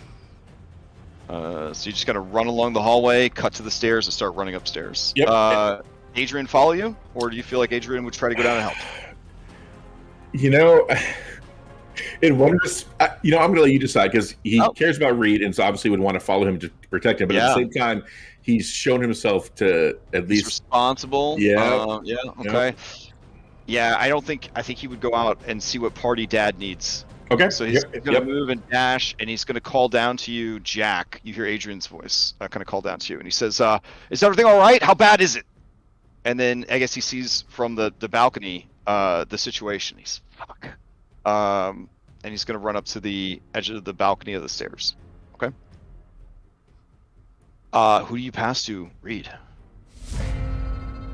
Ooh, okay. I would like to disengage and run away. Okay, I'll let I can save Eric if you let me go first, and then Tiernan. I'll pass to Tiernan. Okay, Jack, you're up. Okay. All right, I'm gonna move. All right. I'll use my. Right up in his face. No, that's fine. You're up in his face. Okay. I'll use my bonus action to stabilize Eric if possible. Okay. You're always for the healer's kit. And let's see. Christian cannot be stabilized there until the wound is dressed. Your ability supersedes the need for that. So yeah, I would say that you remove the heavy bleeding. Okay, and then I will dodge. Okay, and then you'll dodge. Whew. All right. God, that's such a good fucking ability. All right. Whatever Pace does. Oh yeah. So yeah, she keeps leading everyone upstairs. And I'll pass to Tiernan. All right, Tiernan. All right. I'm going to action disengage. Okay. And then move all the way to right here. Oh my goodness. What a flex. What a flex. Okay. All right. Who do you pass to? You got Reed, Darius, and Eric. And I'm going to assume that Izzy is behind Darius by the stairs. Mm-hmm. Okay, yeah. So maybe she'll ready an action to follow Darius if he goes up the stairs. If not, she'll use that ready action to go up the stairs. Darius is gonna tell her to keep going up the stairs. That's where the rest are. Okay. Then she will just go up the stairs and join the rest of the party. Okay. I will pass to Darius. All right, Darius.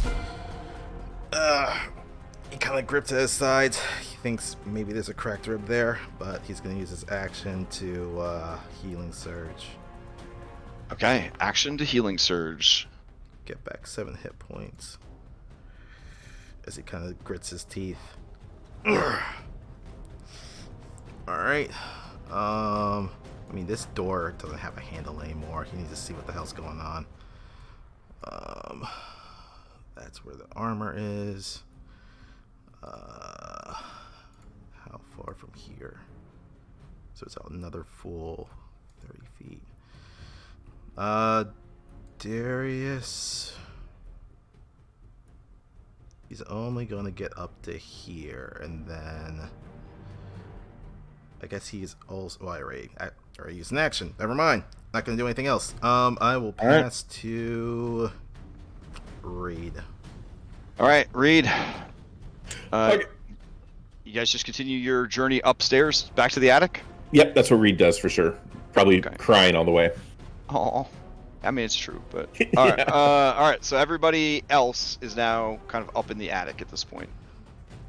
Okay, you pass to Eric or the armor.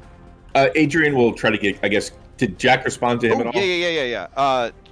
I don't know. Jack. I guess Jack shouted. I can help Eric. Oh, that's right. Okay. Yeah. So Adrian will try to get closer then to see if he can do anything.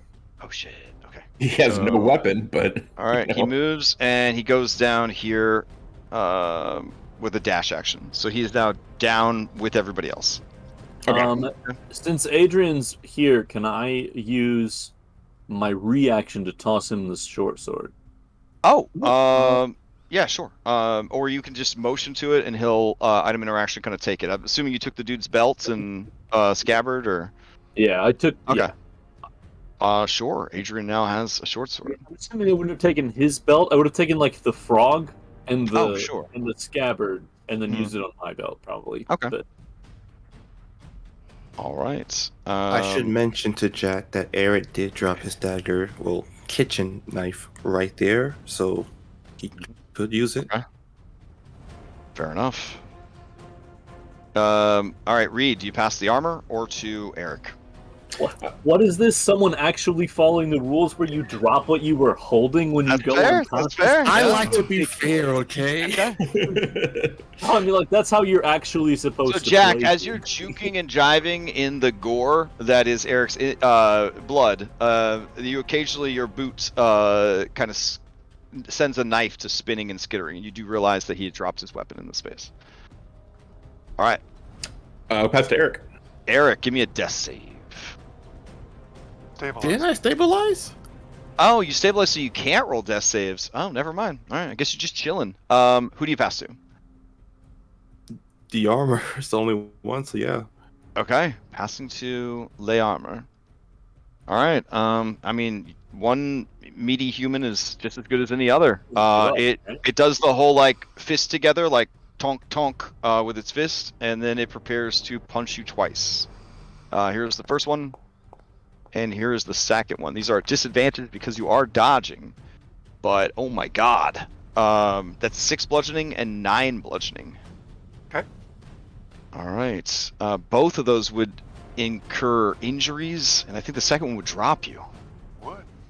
Alright, here we go. The first injury. And the second injury. More internal bleeding. And more heavy bleeding. A lot of bleeding.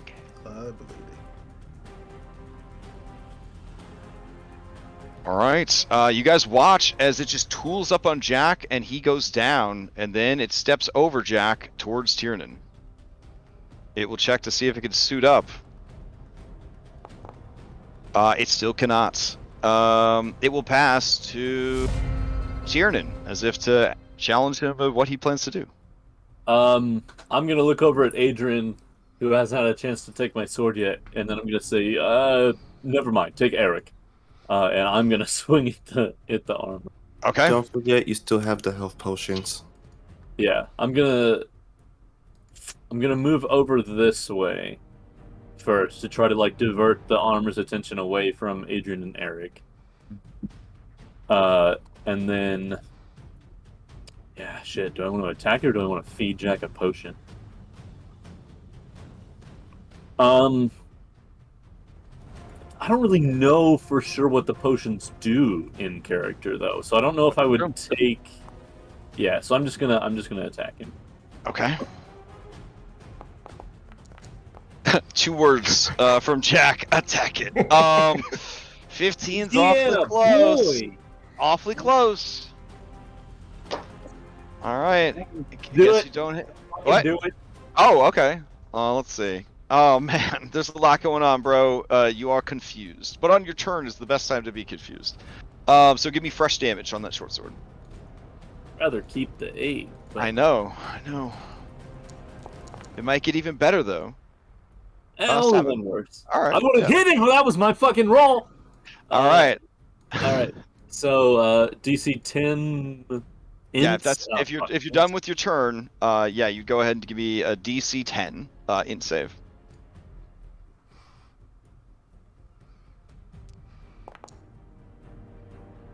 You remain confused by everything that is going on here. Overwhelmed, as it were. Confused about how much. How can there be this much blood? From one person. Well, now it's from two. Yeah, now it's from two. All right. Who do you? It's gonna steal since you damaged it. But upstairs, are they just kind of living their own life up there? The NPCs, are they kind of like Anna is doing what Jack said to do, which is kind of barricade everybody into a room. So the children don't want to go back into their room. But the compromise is there is a room at the top of the stairs. So unless you guys want them to come rushing back down, we'll assume that is where they are. They've kind of holed themselves upstairs. I guess with Reed. And then Reed, I'm going to temporarily give you access to Adrian since Reed is not available. And you technically are controlling Adrian in combat. So you should be able to see now. So who do you pass to? No, sorry. You don't get to pass to. He's going to steal. All right, here we go. Tiernan, this armor, man, it just looks at you, and it goes to punch. One punch. No, it just bro nods me and is like, yeah, you're cool. And 2 punch. So 17 for 5, and an 8 for 8. Yeah, that's going to miss the second one. All right. And the 5 isn't enough to wound me, either. Oh, man. Hercules up in here. Okay. And then it's pretty happy with where it is. It will check to see if it has its armor ability for next round. It does. And it will pass to Reed/Adrian. Okay, since Eric was handed off to Adrian, he'll take the hint and drag Adrian upstairs, or Eric upstairs at, I guess, half movement. So okay. Do I roll a d6 plus, is it 1 or 2? This is the first thing he's done, but I guess he took the item interaction, so this would be a +2 at this point. Yep. Okay.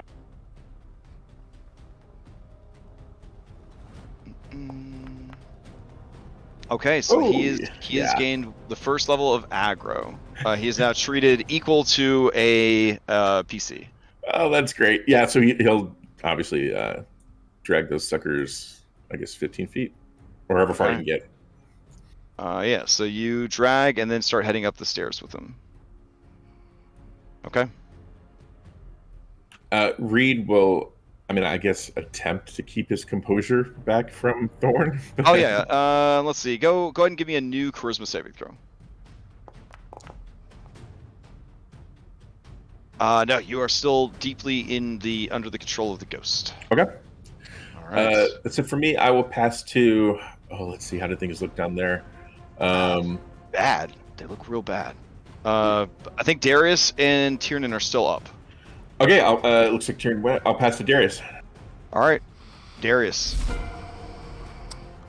All right. Yeah, things are real bad. Well, Darius is a fighter, so he'll try and assist Tiernan. He'll run to here, flank the creature. All right. Alright, so first things first. This triggers. Because Jack was knocked out this round. So, and there's not anything else that I have, is there? No, I don't think so. Alright, he's just gonna start wailing this creature. This is gonna be at advantage. Plus the flank. Yeah, that's going to hit. Takes 5 points of damage. It is very banged up. All right. Oh, healing surge. Okay, that consumed my hit die, so I don't have this anymore. Okay. All right. That is all that I am able to do for right now. No, we have so you to confirm, you are not dual wielding then? I don't think. Or you don't have a weapon in your offhand? Okay. I mean, I have an unarmed strike, but that wouldn't qualify, would it? I guess not for an offhand, right? You have to have a. Yeah. Well, yeah. Okay. All right. You may pass to Jack or Eric. That unarmed strike could be first one. Brass knuckles, since they're a light weapon, could be the offhand. Yeah, that's fine. But I do have that fucking wound. God damn it. That would reduce the damage though, right? Since you don't have two weapon fighting. Probably best to just stick with it. Okay. Yeah. Then you've got Jack or Eric. Eric doesn't need to make death saves. Jack does. I will pass to Eric because he doesn't have to make death saves. Okay. Which will then Eric, go into Jack. And I can't do anything, so I'll pass to Jack. Okay. All right, Jack, to you. Give me a death save. Oh wait, yeah. You get it, and I think it rolls secretly or whatever. So, okay. So am I rolling anything, or do I just do a you should have an option on your sheet to roll a death save. I do not. Death save. It's not really? on the usually if you open up your character sheet where your portrait is... It's the skull. You click on the skull. Yeah. There should be a little skull on your anything. There's no skull. Really? Okay. Okay. Let's see. That's really weird.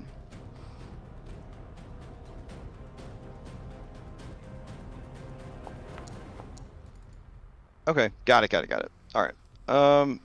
It's showing up for me. I rolled it for you. So what? One way or the other. I think it still displays it to you guys. No, I see question marks. Nope. Oh wow, spooky. Okay. I can see the made it or fail. That's all I can see. Oh. Okay.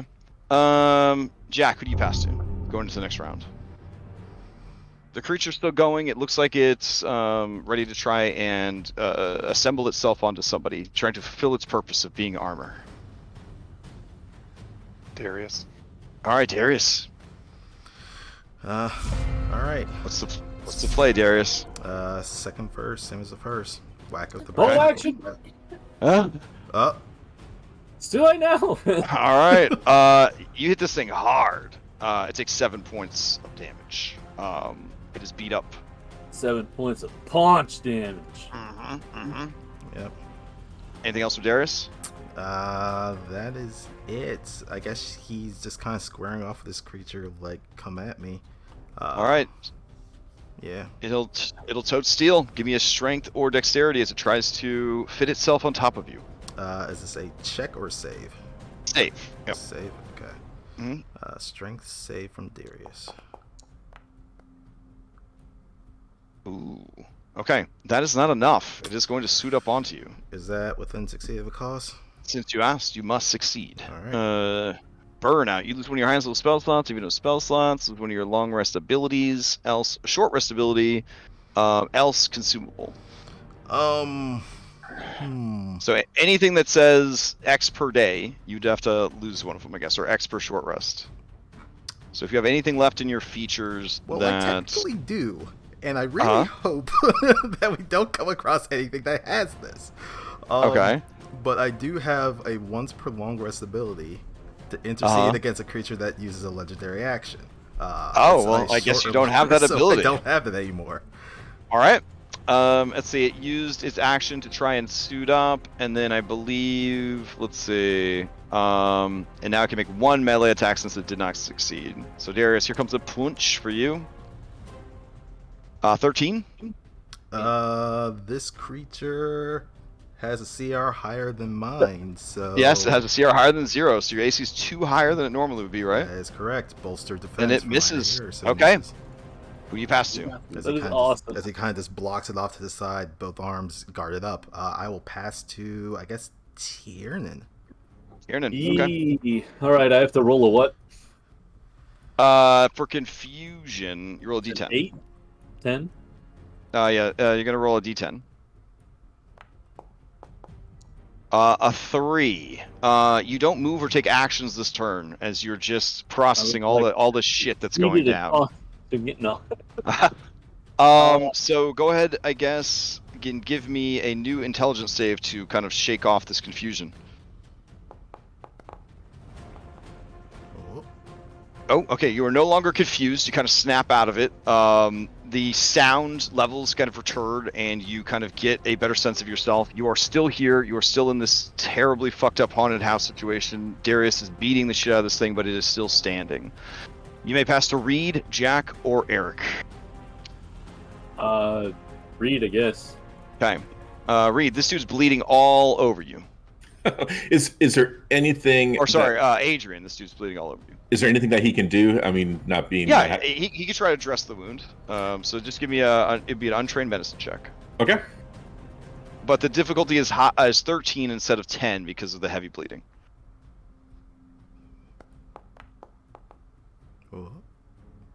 Oh, very nice. Okay. So you tear pieces of your shirt, like kind of staunch like the wounds, do the things that you see in the movies in that one first aid class you took that one time, and it seems to have worked. Need a D6 for that? Yes. Yep. Mm-hmm. I'd be what +3 at this point. Oh no, it's fresh because you got to do aggro. Yep. So give me a D6 +1.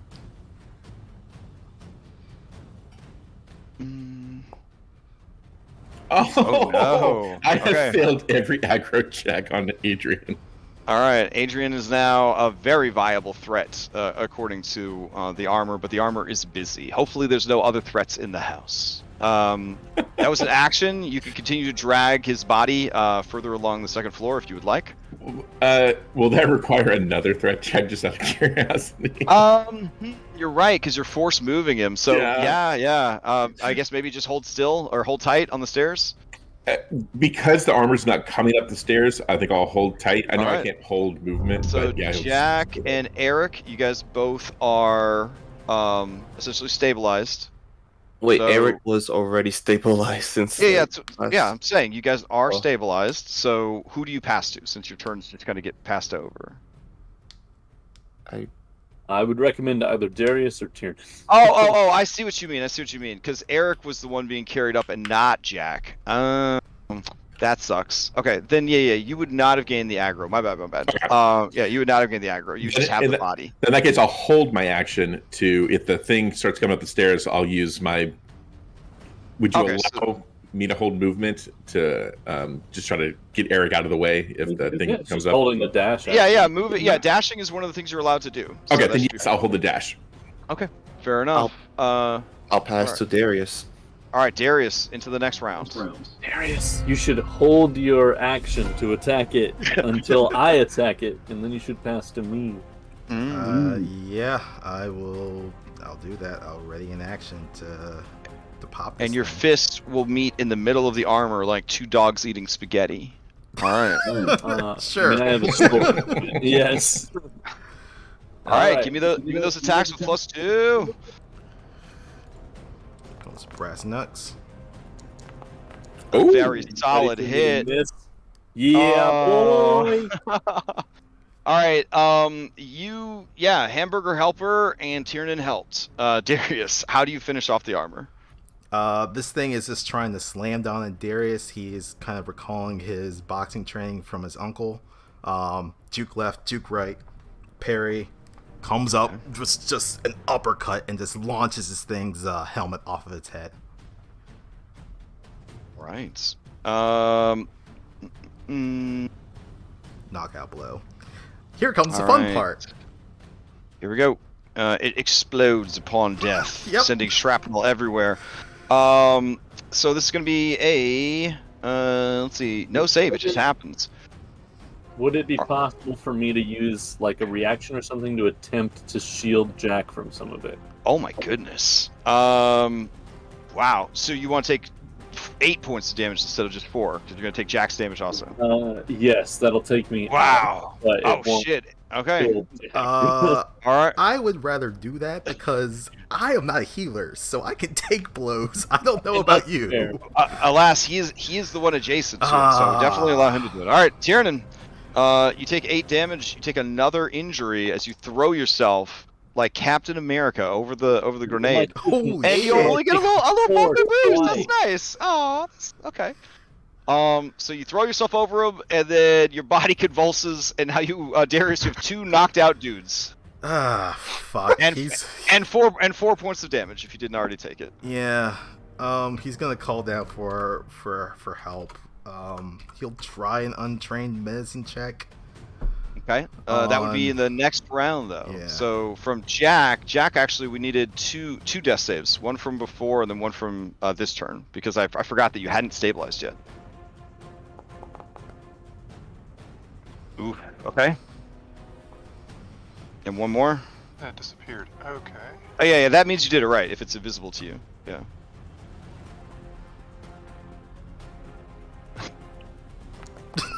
I mean, if you're bringing in a pitch roller, that's fine. Okay. So I guess play comes back around. We're gonna kind of speed through this because it's really just about these are the only two that are close enough to do anything. So Darius, you're the only one that could do it. Yeah. Oh my God, no pressure. This dude's got heavy bleeding. It's gonna be a DC 13 to save him.